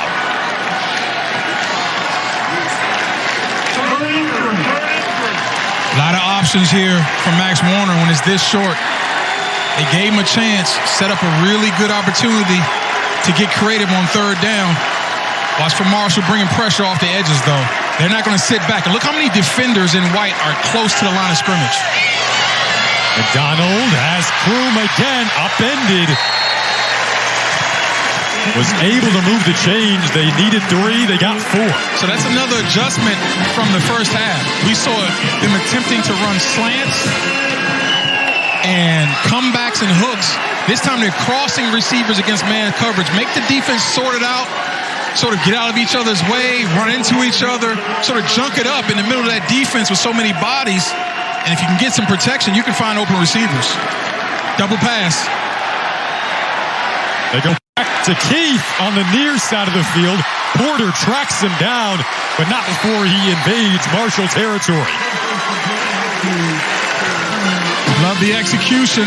Love the imaginative play calling. But watch number 55, Porter, run. He goes from chasing the ball. Watch him turn and run now. That's a defensive lineman who's unstoppable in terms of his relentless pursuit. I love it. That's just, you don't count for big guys getting involved in long plays like that. You're counting for them to fall down or loaf on the play, not hustle the way 55 did. They have 2 receivers in this set. McDonald scrambling. Has to throw it away. We've seen some first down shots today. Nowhere to go with that football. Takes a late hit. The coverage was outstanding, though. Just had nowhere to go with the ball. He tried to get as much as he could get out of it. You tell me where to throw the ball. If he tries to throw it in there, that's an interception situation. So sometimes you got to learn to throw the ball out of bounds. And when you're that old, a senior, played that much football, Smart play. Smart play, exactly. And McDonald doesn't have an interception thrown this season after something he struggled with in the early stages of last year. He's going back to the air again here. That was batted down at the line of scrimmage. We talked about you don't want to be jumping when the quarterback's pumping. But there you had a defender who was engaged with the blocker.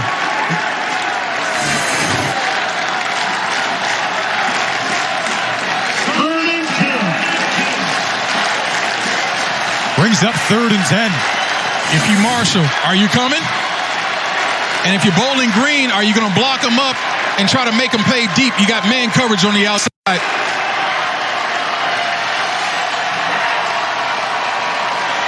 McDonald, quick throw, has Lewis, the newcomer, into the second level, down inside the 30. It takes poise. It takes poise to play quarterback on this level. They showed blitz. They walked right up into it, but he's not rattled. And he's looking for the void in the defense. They can't cover everybody if you're going to bring people. But you got to be unafraid to stare down the barrel and deliver the football, and I promise you Mac McDonald is that. It's a Bowling Green team that was a little disoriented, a little shaken in the early stages. Marshall jumped out to a 14-0 lead. Now BG is looking to take the lead on this drive. McDonald, he's done so well out of the pocket today, has a connection with Lewis again. There's running with the football, and then there's scrambling to buy time. And he's doing a good job of scrambling to extend the play and buy time. That's allowing his receivers to get open against very good coverage many times by these defensive backs.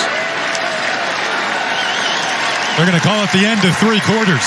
We're deadlocked at the end of 3. How about this one? Check your pulse. Your heartbeat. How's your heart rate? This is what you tune in for, folks. NFL Network, right? They don't just play great football on Sundays. They play great football on Saturdays, too. Everyone at Dordt Perry Stadium standing up and getting geared up for what should be a very fun 4th quarter on NFL Network.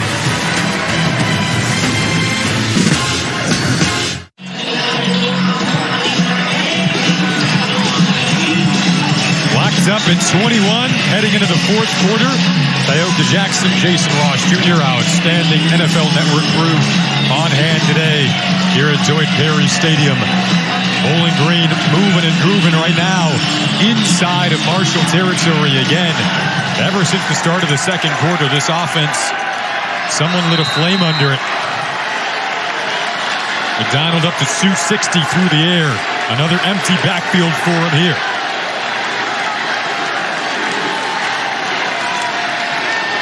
Second and 5, tipped off the hands of Odu Hilaire.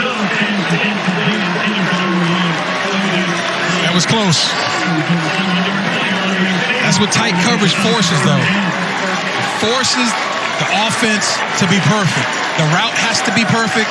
The timing of the throw has to be perfect. And the ball placement has to be perfect when the coverage is this tight. Excellent job by the Thunder and Herd. McDonald goes underneath this time. Sims, the tight end. Almost like a receiver in this group. You call him a tight end, but his numbers tell you he's really a part of the receiving corps. Yeah, and it just adds another versatility to the offense because you got a big guy running routes. But what I'm noticing is the slants aren't really there for Bowling Green. It's the crossing routes against man coverage. They're able to get space and run away from defenders. It's the crossing routes where they're finding, whether it's shallow crosses or intermediate digs, but that's where their money's being made against this man coverage, except for the 50-50 ball downfield, which they've opened up with and been successful as well. Looking to take their first lead of the afternoon that's now turned into evening here in Bowling Green, Ohio. We get a timeout called. Scott Leffler looks a little frustrated over there. And listen, you don't like to use them up unless it's necessary, but this is necessary. It's 4th quarter. Red zone, right? It's all of a sudden now become hard to score. So any big points here can really give you an opportunity to finish this ball game off. And so we know against the Herd, you'd rather score touchdowns than field goals. So if you need to talk about it, do that. That guy's been around a long long time. Played with some great football players and have coached in some great programs. He's seen it all, talking about Leffler. London is calling. Maybe I should say that in a British accent. Football fans on October 2nd. NFL Network has a Sunday morning showdown live from Tottenham Hotspur Stadium as the Vikings take on the Saints. Sunday morning football. Sunday, October 2nd at 9:30 a.m. Eastern on NFL Network. Global football on NFL Network. So if you're Lance Guidry, what do you dial up defensively? Are we coming? And leaving yourself vulnerable on the outside? Or are you going to rush four, and you've had some success rushing four and playing coverage in the back half? It appears they're not coming. McDonald trying to exploit it. He'll try to exploit it with his legs. McDonald lunges. Right now, they're calling him just short. Well, Bowling Green's celebrating like it was a touchdown, and I don't know why. But again, I continue to be impressed with McDonald's ability to read the defense, make the right decision, and that's the right call. He's down just short, but at the end, giving up your body, trying to win it for your program. The toughness of their captain at QB on display. He's taken the reins in the early stages of this fourth. Get a timeout called here by Marshall. So he's not a running quarterback, right? He's not that fast. He's not that nifty. It's the decision-making, Jason. When you decide to use your legs is as important a part as actually using them themselves. And so he saw a lot of coverage in the backfield, the defensive backfield, that is. He saw a nice rush. He steps up inside and gets what he can get. Big first and goal scenario when we come back.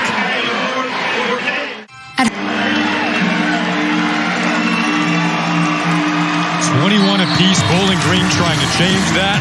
Don't forget, London is calling football fans on October 2nd. NFL Network does a Sunday morning showdown live from Tottenham Hotspur Stadium as the Vikings take on the Saints. It's Sunday morning football, October 2nd at 9:30 a.m. Eastern on NFL Network. Big goal line situation coming up for the Falcons. Trying to take their first lead of the game. There's Matt McDonald, the senior QB, who's taken over the reins early stages, fourth quarter. It's quarterback sneak territory, partner. They do just that, trying to push the pile. Did he breach the goal line? Is the question mark. Second down. They're marking it. I like the student body help, though. And it's all about low man wins. You've got to be low. Submarine if you're the D-line. Get a little bit of a push if you're the offensive line. All you need is an inch or two. That time the defense wins on first down.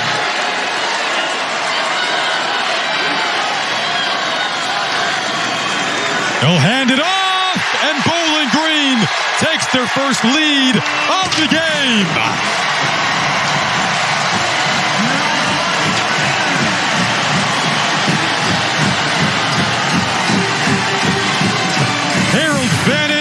Tight end coming across.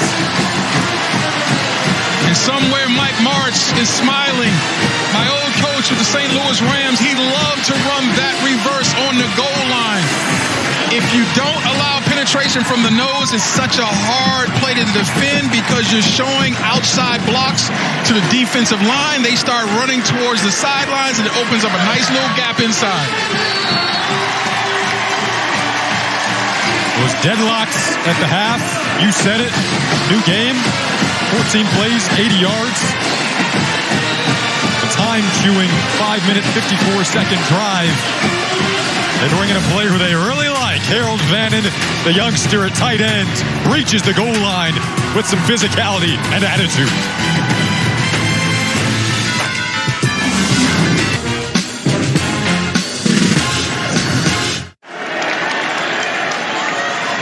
There's a look at Harold Fannin for Bowling Green. Just gave the Falcons a 28-21 lead. Their first advantage of the game.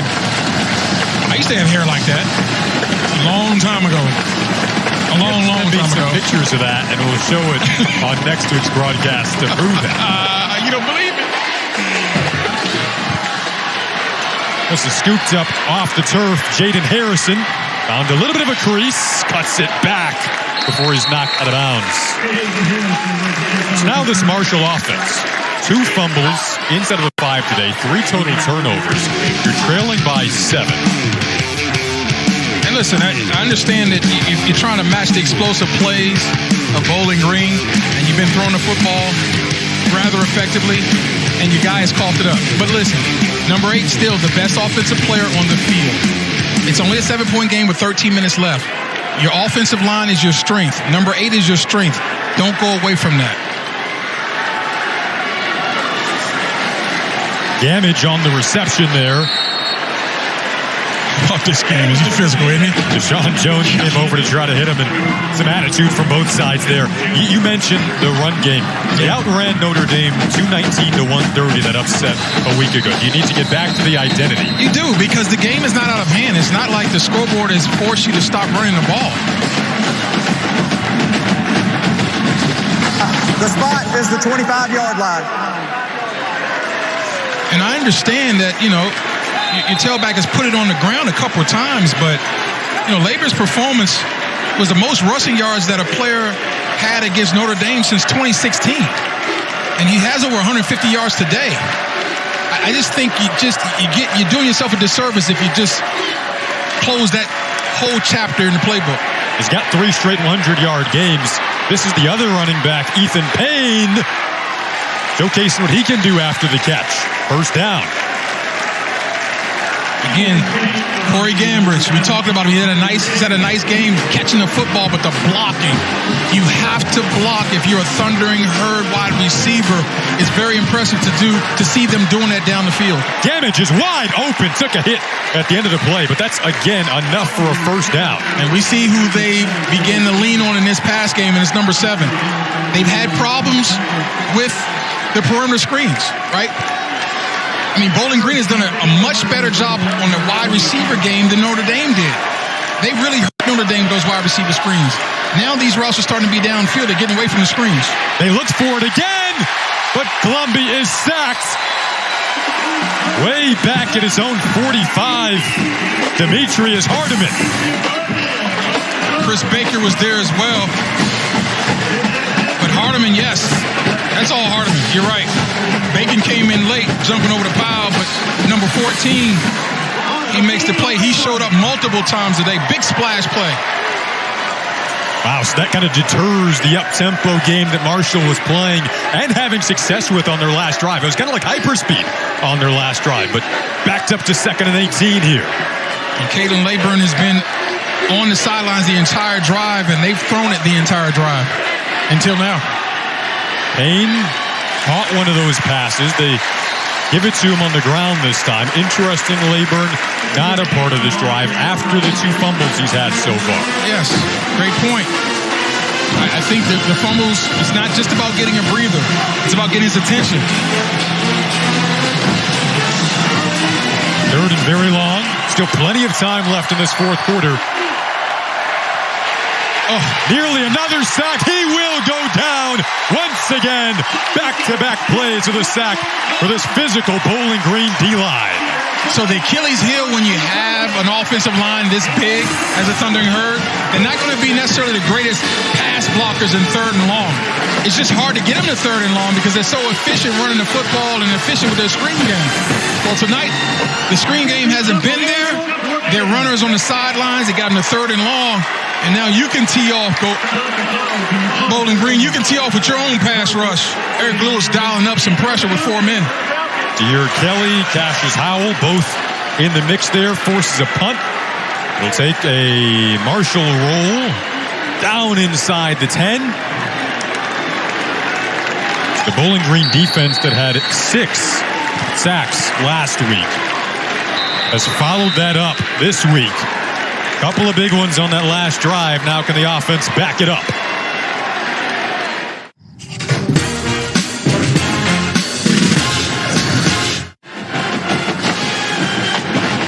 A Monday on NFL Network. Wake up with football's favorite morning show and the crew on Good Morning Football. They'll get you ready for both Monday night matchups. Good Morning Football Monday at 7, only on NFL Network. football on Sundays for you, Saturdays. This has been a very fun Saturday evening matchup between Bowling Green and Marshall. Bowling Green has taken a strong hold of the momentum that Marshall had out of the gates. Wimberly takes the carry. And this is where, if you're the Falcon offense, well, you'd love to be able to run the football and get out of his hole. They've only averaged 1.7, right? I mean, very rarely do you average 1.7 a carry and rush for 36 yards, less than 50 yards, and be in position to possibly win the game. But this is where it sort of hurts you. You got to throw out of this end zone to get yourself some breathing room, and that's not ideal. Seen a lot of empty sets today for Matt McDonald. Another one here. Trying to get some breathing room. They do with C.J. Lewis. The transfer from Boston College. And boy, that's hindsight, but I'd like to see C.J. catch that, stick his foot on the ground, and go get as much as you could get and make this a third and really short. I know he tried to bounce out of it, roll out of the back door, maybe catch a guy being too aggressive with his angle.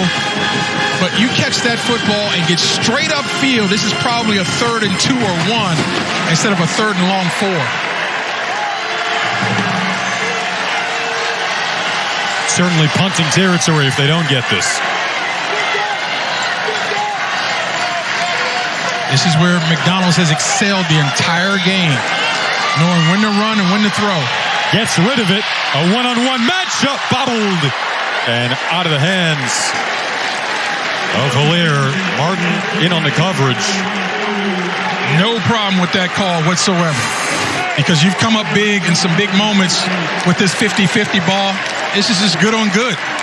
That's really good coverage, and that's using your hands and being physical with them at the point of a catch.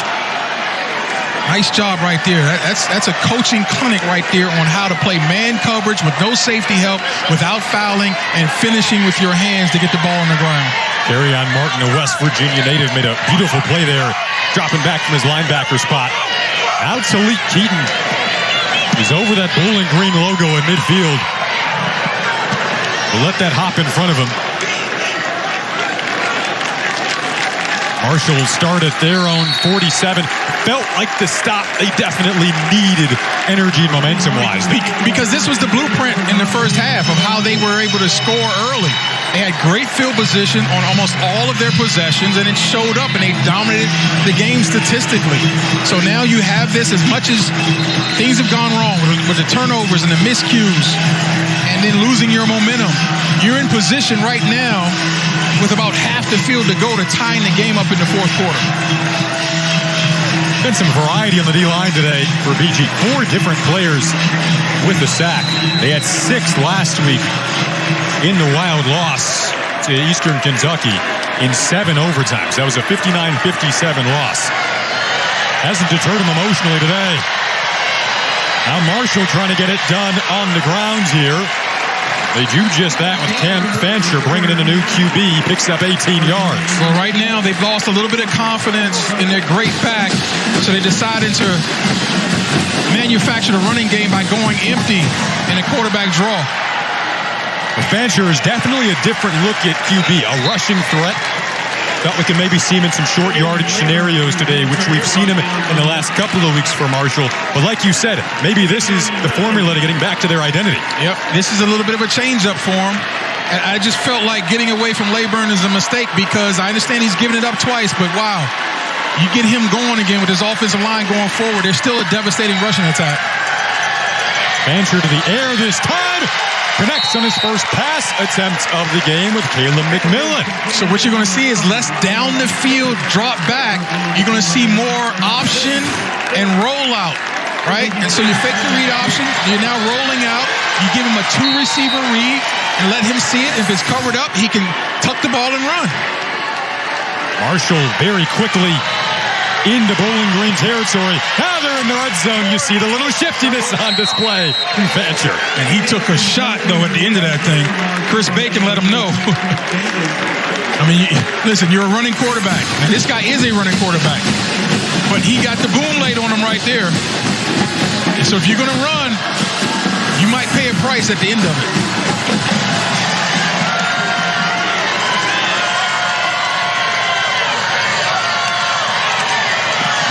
Fancher, quick throw.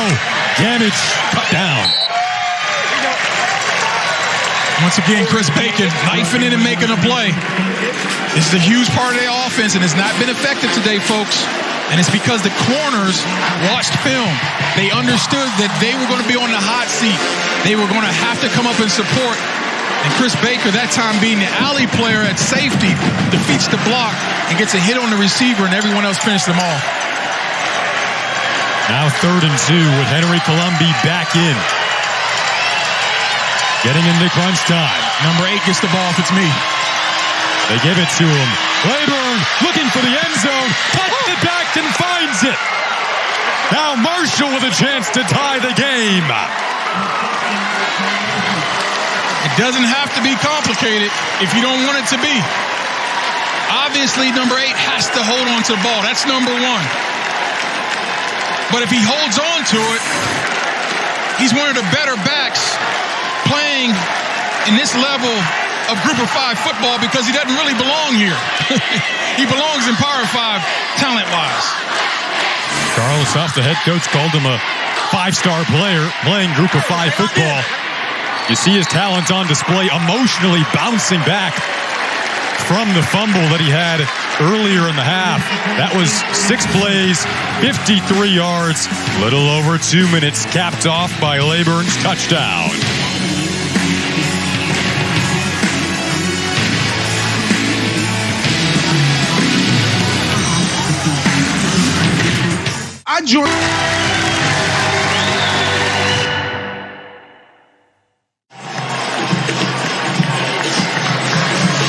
What a wild week it was a week ago for the Sun Belt Conference, which Marshall is a part of. Today, we know App State pulled off the win over Troy on a Hail Mary. This Marshall group has Troy next week, but right now they still have a lot to think about before that. They're getting back to the run game, and that resulted in the tying touchdown. I agree, and they did it with a little bit of a wrinkle. They brought in Cam Fancher, who is a terrific athlete. He was an Ohio State triple jump champ coming out of high school, and so they were able to get some quarterback runs. But at the end of the day, number 8, he's the guy. The Sun Belt last Saturday, historic day. Marshall wins at Notre Dame, App State at Texas A&M. Those are 2 top 10 victories. Then Georgia Southern caps it off with a victory in Lincoln. How about the guys in the truck? Stun Belt, huh? Yeah. I like it. That's exactly what it was. Stunning everybody. Louisiana's win streak. They're trying to keep it rolling, but locked in another tight one. 28-28, little under 6 to play in the 4th. Matt McDonald and the Bowling Green offense go back to work. McDonald keeps it himself and picks up a 1st down. When you go man coverage, the back half defenders are running with their back to the quarterback. McDonald understands that. He's been watching it all day on film. He knows, hey, if the rush comes and I stay alive, I'll have opportunity to pick up some yardage down the field, and he's been doing it all night.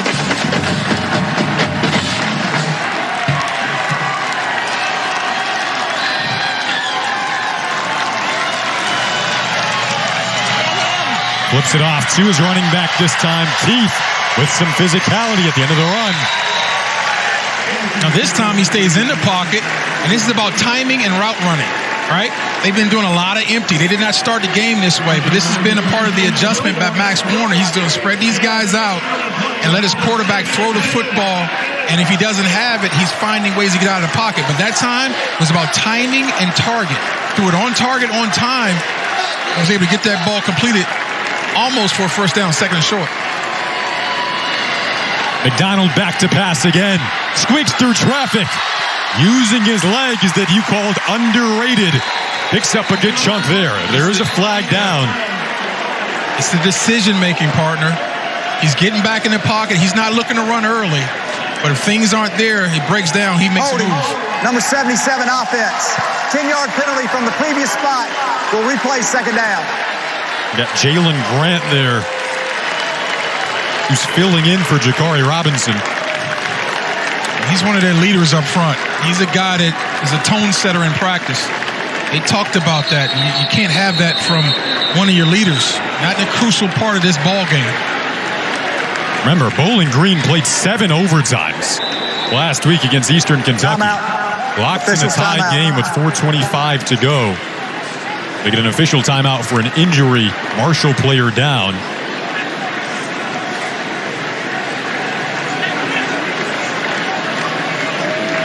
It's Damian Barber on the field. Well, Eastern Kentucky was the opponent for Bowling Green a week ago. It was an absolutely wild game, as we mentioned there. Scott Loeffler told us that was the longest game he had coached in since 2004. Michigan State, Michigan. Multiple overtimes in that one. Have to go back a ways. As a coach, I can imagine last week. Yeah, and he talked about it really should have never came down to that. They snapped a punt over their punter's head, cost him a touchdown. They had multiple turnovers and miscues. You know, that's a really good football team. I think Eastern Kentucky is better than a lot of people understand. But they should have won that game in regulation had it not been for the mistakes. Credit Eastern Kentucky for taking advantage of them, though. I was wondering, would they be tired coming into this game? And he talked about the way we run our schedule, where we take Thursday off completely, get our guys rested, and then we break a sweat on Friday. It seems to work and get our guys their legs back, and it looks like it's working out tonight. They do not look like a tired football team to me.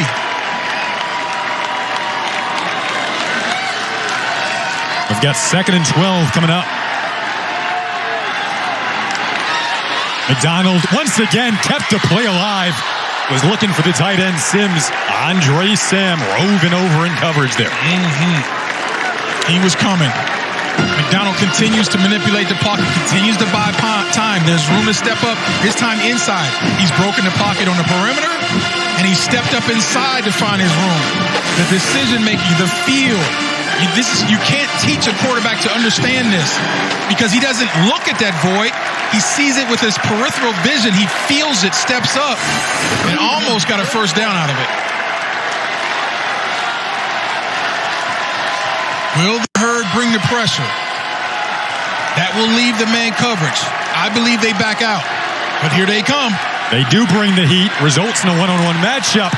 Owen Porter dropped back in coverage there and handled himself pretty well. Yeah, that was the coverage they wanted, too. That's the matchup you're looking for. The pressure couldn't allow him to throw the ball over the top, so he decided to go back shoulder, and you just had two guys that weren't on the same page. But that's what the defense forces you to do. You better make really quick decisions, and they better be the right decisions because we're coming. We're going to bring more people than you can block. That time it worked. Marshall beat Notre Dame last week, essentially on a game-sealing pick six from Stephen Gilmore. Right now, they're hoping their offense can get the job done. Salik Keaton calls for a fair catch at his own 25. The Thundering Herd are back on NFL Network next week as Marshall squares off against Troy in a Sun Belt showdown. College football on NFL Network next Saturday at 7 p.m. That should be a fun one. Down in Alabama right now, Marshall hoping to go into that matchup undefeated, but that's still very much up in the air. Can the offense be the part of this equation to answer the question? And how about Troy, the way they lost today? A heartbreaker, right? Hail Mary. Last play of the State game. beats them on a Hail Mary last play of the game. You talk about having your heart ripped out. We'll see if they'll be able to recover next week. Columbia quick screen. Shadid Ahmed looking for some room. Got a block. A pirouette on the sideline. Shadid Ahmed into Bowling Green territory. It only took me one or two plays to realize Ahmed is not your average backup receiver. Look at the toughness. Look at the strength. And watch the athleticism and balance. See the runner possibly stepping out and of again, bounds. the blocking downfield. He's got guys looking to block for him. They're looking for work. They block for each other. That's one of the few wide receiver screens they were able to pop tonight. They're going to check to see where he may have stepped out of bounds at that nifty spin move. Missed tackle right there. That play should have been dead right there. He runs through the tackle. This is where he gets close to the line. Ooh, stepping out right there. And I think he's out, partner. Yeah. Oh, definitely out right there. So, but I think he was out before that. He stepped out multiple times, but it doesn't take away from the effort. Let's see if we can see the angle here. I think he stepped out before that, though. He's definitely out there. But I want to say a few steps before that he was out. Right? Well, here we go. Here's the angle. There. And he tight ropes with this next step that may or may not have been out. And there he's definitely out. So it's coming back either way. It's just a point of 3 or 4 yards will make the difference in where they spot it. It was a pretty move. It's a shame that it's going to have to come back.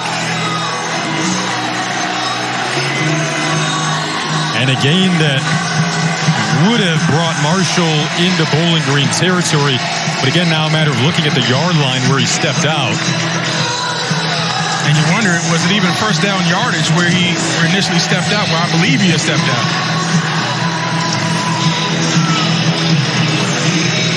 I'm thinking that's 33, if he went out there, maybe there, most definitely there.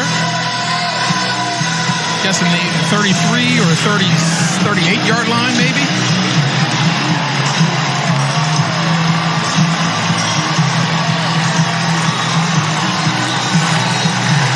So could be looking at time here as well.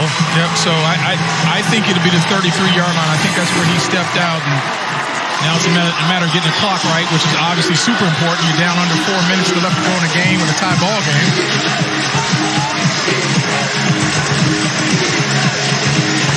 You know, that's what makes this offense so tough to defend, because you want to load up the box. You got to come in every game saying, hey, we have got to stop Kalen Layburn. But their willingness to throw the ball to the perimeter, knowing that you're going to have man coverage or less numbers outside, and you get a blocker, make a guy miss, and you got an open field. So that is going to be this offense for the rest of the year. Running Layburn, play action off of Layburn, and then the wide receiver screens. Get your players in space to make plays. That's right. That's right. Very few deep shots, right? They find creative ways to create the space with their formations and their blocking on the perimeter.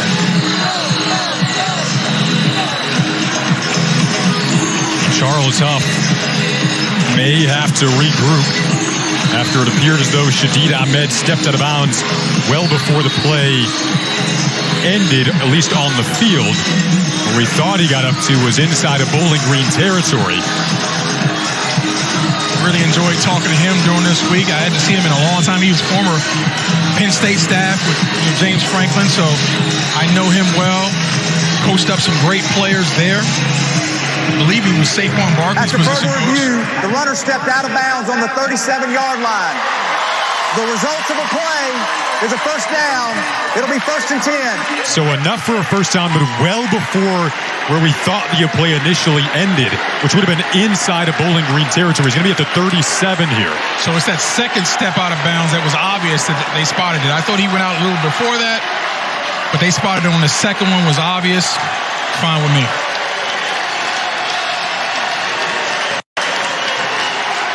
First and 10 at the 37 for Columbia. And this Marshall offense that scored on their last drive. 11 personnel in the game. They have a tight end in the game. They just got them split out to make it look like 4 wide. That's Devin Miller, the tight ends.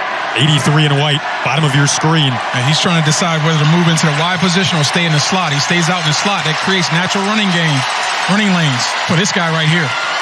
Layburn capped off that last drive with a touchdown. He's up over 100 yards for the 3rd straight game this season. And if you're on defense, you got to be very careful. You got to play on the edge of recklessness. Play super hard, super physical, but don't give any cheap fouls, personal fouls, roughing the pass or anything like that to give this offense cheap plays. They're good enough. They don't need help from penalties. There's the tight end, Devin Miller, who you mentioned, lining up in that receiver slot. He had 2 catches last week for 14 yards. More of an imprint on this game this week. Very talented player, the fifth-year senior. Marshall has had success when going up-tempo. Maybe looking at that here to the clock, maybe not so much in their minds. No, I don't think that's an issue right now, especially the way they play. They're going to get enough runs in where the clock will get chewed up. Laburn had a beautiful cutback on that run. Got up to midfield. For them, they want to manipulate the pace by not going huddle to make the defense have to get ready. But watch the vision. There's the cutback right there, bouncing off of contact, and then straight upfield. Not a lot of dancing. Take it where you see it, get upfield positive yards, and he's inching closer and closer to that 175-yard mark.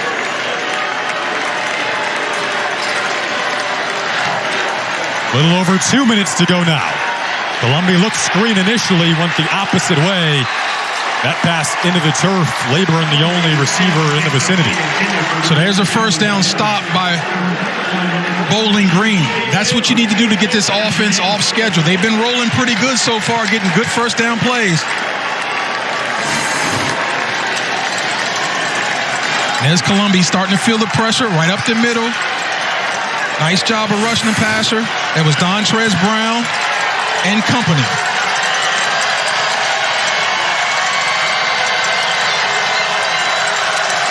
Marshall has 23 first downs on the day. Can they get another one to move the change? Cam Fancher in at QB. Quick pass.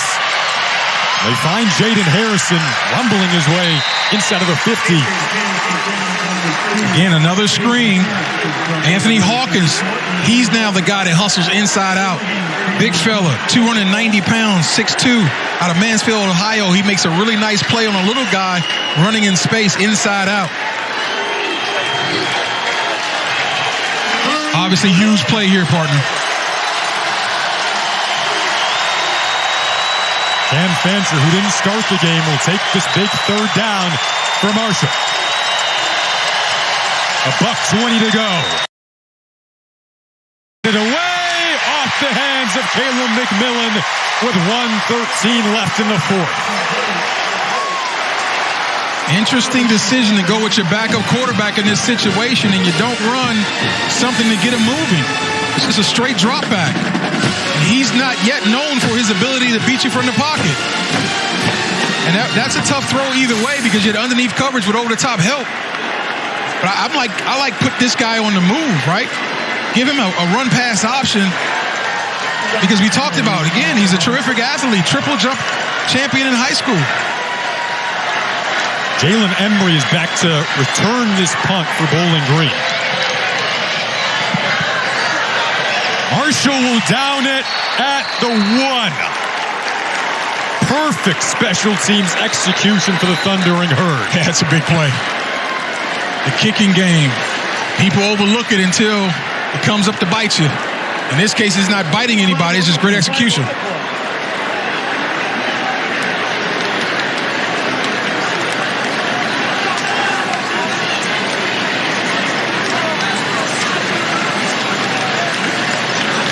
A lot riding on this yellow flag on the field right now.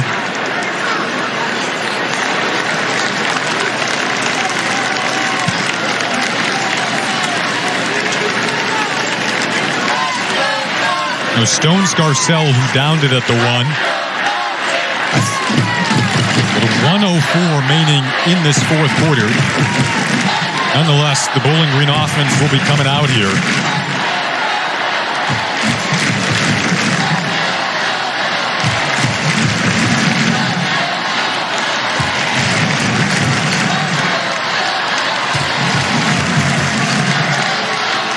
There's a numbering infraction on the receiving team. 2 number 8s participating in the same play.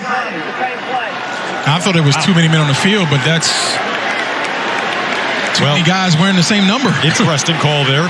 One of the number 8s that was on the field was going to return the kick. That was Jalen Embry. Mm-hmm. The other, Trent Sims. Now the question is, I mean, you got to decline this call, right? I mean, it doesn't get any better Numbering infraction on the defense. 2 number 8s participating in the play. Marshall has chosen to decline the foul and take the results of the play. It'll be 1st and 10, Bowling Green. You'll take that because, remember, they downed it at the 1. Yeah, exactly. I mean, you're never going to re-kick in that situation. Now, it's interesting, again, going back to that last sequence for the Herd. You know, we talked to Coach Charles Huff, and he said that, you know, when they got to the 4th quarter, they wanted to make sure that they didn't screw it up as coaches against Notre Dame. If they get us to the 4th quarter, make sure we make the right calls. Let's have the right guys in the game. Let's not have a freshman in a crucial moment. But there they did, and they went with drop-back passes twice. And I thought that was very interesting, that decision there. Now Matt McDonald, the senior from Newport Beach, California. Captain trying to lead his team down the field. Uses his legs here, which we've seen multiple times in the second half. He had been a bit shaken up at the end of that run. He's still down on the field. Well, this is the risk you take, and now the difference, partner. That was a design quarterback run. It's a lot different when you're deciding to run the ball because you see open field. It's a quarterback draw. The entire defense come get me. Well, they're going to come get you. I didn't see a huge hit, but he's certainly in a lot of pain. Maybe just an awkward plant there. Hit the turf pretty hard. Well, I think maybe that helmet of the defender that came in might have hit him on his hip. That might be a hip corner situation. Wasn't a huge hit, but I think just getting that helmet right on that bony part of the hip might be the problem. That's Camden Orth, the backup quarterback for Bowling Green. He played his last 3 seasons at Long Island University. Did start in a game at a MAC school. It played at Miami of Ohio a year ago. So he has experience on the field. We're under a minute in the game. Therefore, there's an option for a 10-second subtraction. Marshall has chosen to decline the 10-second subtraction. The game clock will start on the snap. Smart. They want to save that time, right? Whenever you get under a minute and you have an injured player, it's going to be automatic 10-second runoff. I just didn't know there was an option, so I just learned a little something today. Yeah. I thought the runoff was automatic. No, the non-offending team has the option to not take that 10-second runoff. Obviously, they want to get the ball back with as much time on the clock as possible, so that's a no-brainer call. Clock remains at 58 seconds. And how about this situation for Orth to come in with 58 seconds tie ball game in a game like this, backed up in your own end zone? The Bowling Green kicker Mason Lawler's career long is 45. That's the territory you're trying to get in here if you're the Falcons. A little shovel here underneath. They keep it with Christian Sims. Clock at 53 seconds. And the Herd used their timeout smartly. I like the call, though. Don't ask a guy who's been watching the game, basically the entire game, to come in and try to throw you to victory, right? Smoke and mirrors, see if you can catch the defense slipping. Marshall now with 1 timeout left. Bowling Green has 2 timeouts left. 53 ticks left on the 4th quarter clock. Bowling Green just played 7 overtimes last week against Eastern Kentucky. The 59-57 loss for Scott Loeffler's crew. There is Scott Loeffler on your screen. A 3rd and 2 coming up for his team. Are you looking to run the football here to just move the chains? Well, I think the first thing you got to figure out is, what's the health of Matt McDonald? What's his status? Is he coming out or not coming out? And if he's coming out, then that changes the whole complexion. And he's coming out. So now you're going to try to get this first down, but you're asking your senior quarterback to be very smart, which he's been all game. So put the ball in his hands, get his favorite play. The good news is it's not 3rd and long, it's 3rd and short, and he's shown the ability, if it breaks down, to get the first down. Yep, he can really extend it. They've given him an empty backfield here. There's something he's worked with for the vast majority of this game. 3rd and 2, pressure comes. McDonald steps up. It's close. Get there. It is very close. And he took another shot. And he's getting up slow again.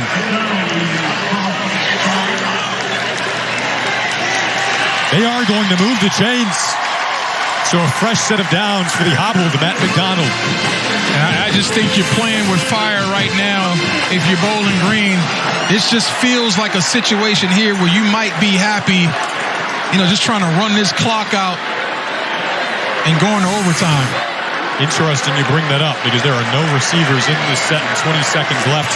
They're clearly looking at it and letting it tick down and playing for OT. That's exactly what they'll do. I think this is the right move.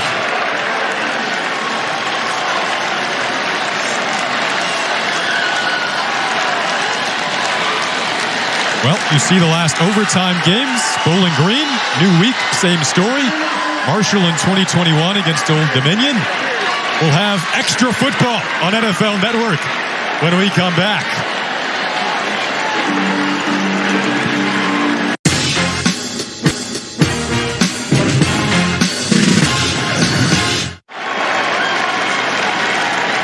So Bowling Green won the toss and opted to play defense. Taoki, you like that decision here? I do. One, it gives your quarterback who's hobbling a little bit a chance to get himself together. And then you get to see when you get the ball exactly what you need, right? If you can stop them, hold them to a field goal, a touchdown wins the game. If they do score, your entire play calling is set up to tie the ball game with a touchdown. So I think that's the right call. See the OT rules here. Each team gets one possession from the opponent's 25-yard line through the first two overtimes.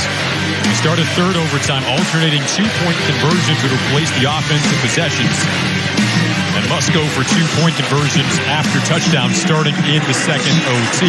And again, Bowling Green won the coin toss and opted to play defense.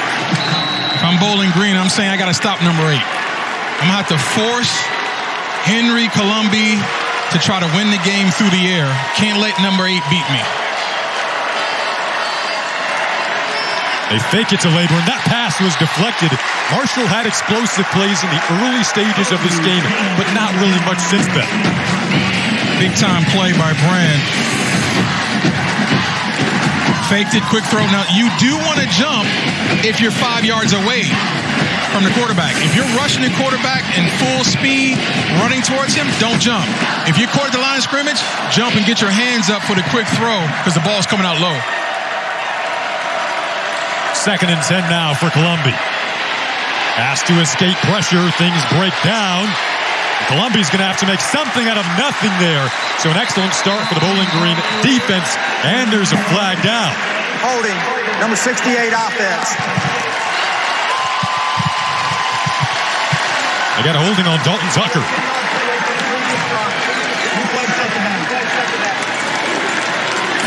If you Clint trick it, you're getting away from, I think, the identity of who you are. Number 8's in the game. Why are we throwing the football 2 straight times? Our offensive line is massive. Each and every one of them over 300 pounds. You had 25 yards to go for a touchdown. And really, number 8 has been the only one that stopped himself tonight. I don't know how you go away from him. And you're backing yourself into a tougher potential field goal attempt now. At the 35. 2nd and 20. Columbia does connect. 3rd straight pass completion to Corey Gamage to get that yardage back. Haven't really been able to stop Gamage Jr. all night. This time you bring some pressure. Good pickup there by Layburn, and you got kind of man coverage on the outside. You got some help coming from the inside, but Gamage has been a problem they have yet to solve. Big 3rd and 8. No way I'm blitzing in this situation. Keep the ball in front of you, come up and make a tackle.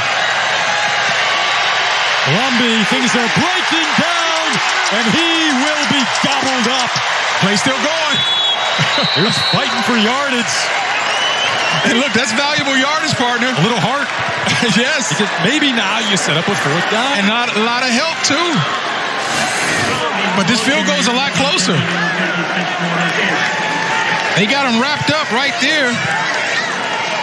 Right around the 32. And he gets almost inside the 20.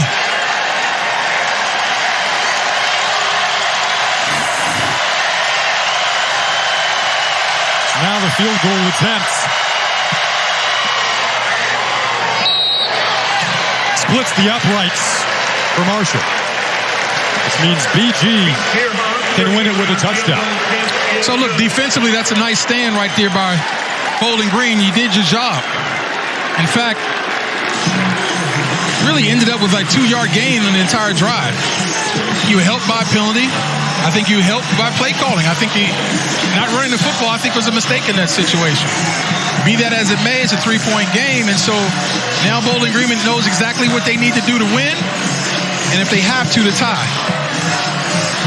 Reese Marshall makes the 3-point edge for the Thundering Herd. Just like I thought you should have kept the ball in Layburn's hands, right now you keep it in the McDonald's hands. Bowling Green trying to win it. On the edge is Wimberly. Gets to the 10. Stretches! It's over. They do call it a walk-off touchdown for Bowling Green.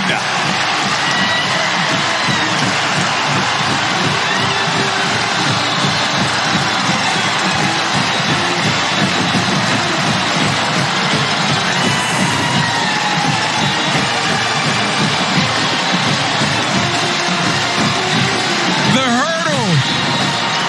Again, the long reach. Does he stay up? Oh, my goodness.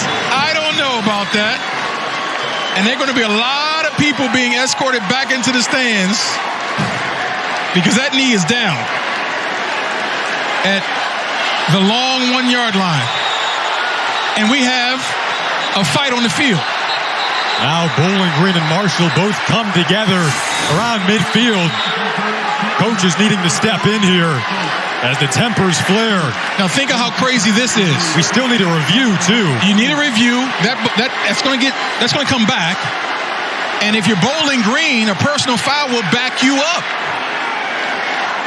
This is crazy. Right now, don't see any flags that were thrown during that skirmish.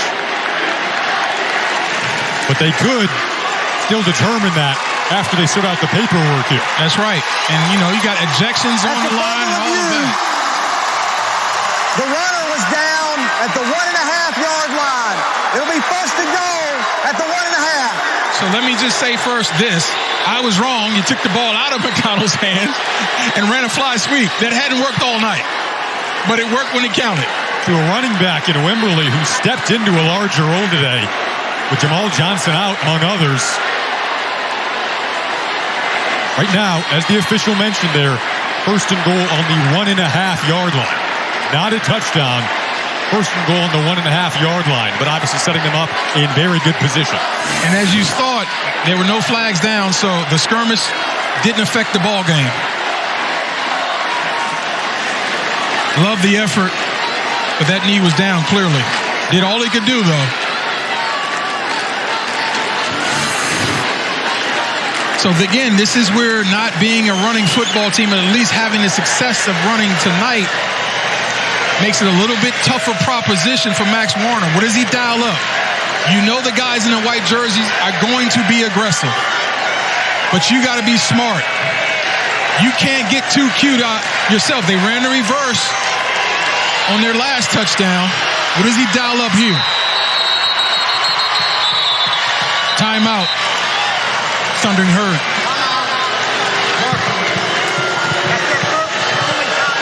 Marshall takes the timeout, wanting to talk things over here. Listen to the crowd. They don't like it. They'll need 4 stops on the goal line. Physicality of the Marshall Thundering Herd is a part of their identity. That's a plus here if you're a Marshall fan, if you're a Bowling Green fan. Things look pretty right now. So if I'm in that huddle with Marshall, I'm telling our defensive linemen, they're not going to go hard count. Because you don't want to give up 5 yards if one of your guys jump for the other side of getting a half a yard, right? So they're not going to go hard count. They're going to go on 1. So I'm teeing off if I'm a defensive lineman. I got to get penetration, and trample the run on the way to the quarterback if they decide to throw the football. But I'm teeing off. If I'm on the other side of the field, I'm telling my offensive line, hold your water. We cannot afford a penalty here. No penalties. We need clean football. 7th overtime game in Bowling Green history. Lost in OT last week against Eastern Kentucky. A chance to win the game on 1st and goal. The last time we saw them in a tight formation like that, they went play action to the tight end. I think they're going to run the football here. They fake it to him. McDonald pressured, drops it off. He stretches for the end zone. He's in. A walk-off winner for Bowling Green.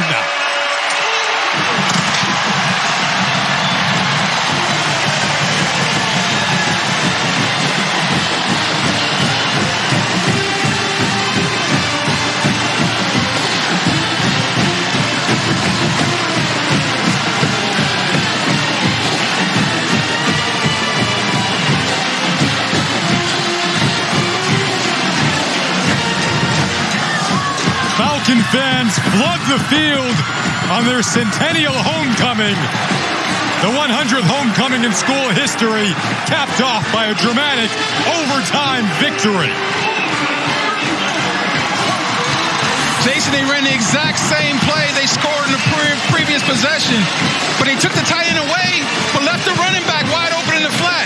But again, Matt McDonald keeping his poise. First man's taken away, let me move and hit the second progression in my offense. Throw a catchable ball, make a tremendous effort to dive in the end zone. That's how you do it, partner. Wow. What a game. What a Saturday night. Bowling Green, after trailing 14-0 in the beginning of this game, Marshall was fresh off an upset over Notre Dame. Looked like they were just going to keep the momentum rolling. Instead, the Falcons get their first win of the season in dramatic fashion, bouncing back from an overtime loss a week ago. And that's why we watch. We don't know. You got to show up and watch. It's a 4-quarter game. We got to love this game because of that drama right there. They can't write it in Hollywood, folks. It's better than any script we've ever seen. The Falcons love it. We loved it. Thanks for tuning in on NFL Network. For Tioka Jackson, I'm Jason Ross Jr. saying so long for our wonderful NFL Network crew. Football is back, and you can watch your favorite teams with Fubo TV. Never miss a highlight with NFL Network. Streaming live on all your devices. Try free at FuboTV.com. Some things leave you guessing. MailChimp takes the guesswork out of email marketing by analyzing data from billions of emails to offer suggestions for how to improve engagement and revenue. Guess less and sell more with Intuit MailChimp. We need someone to be there, knowing they'll always care. Someone who lights your way each and every day. Doing what you love is everything, so we can celebrate the joy it brings. There's so much to protect in our lives. That's why Nationwide is on your side. Searching for meaning in a relentless world. Always connected, but somehow alone. Trapped by illusion. We offer another path, where the battle to belong begins. Awakened by a calling, united by the cause you fight for. No one can take away what it means to be a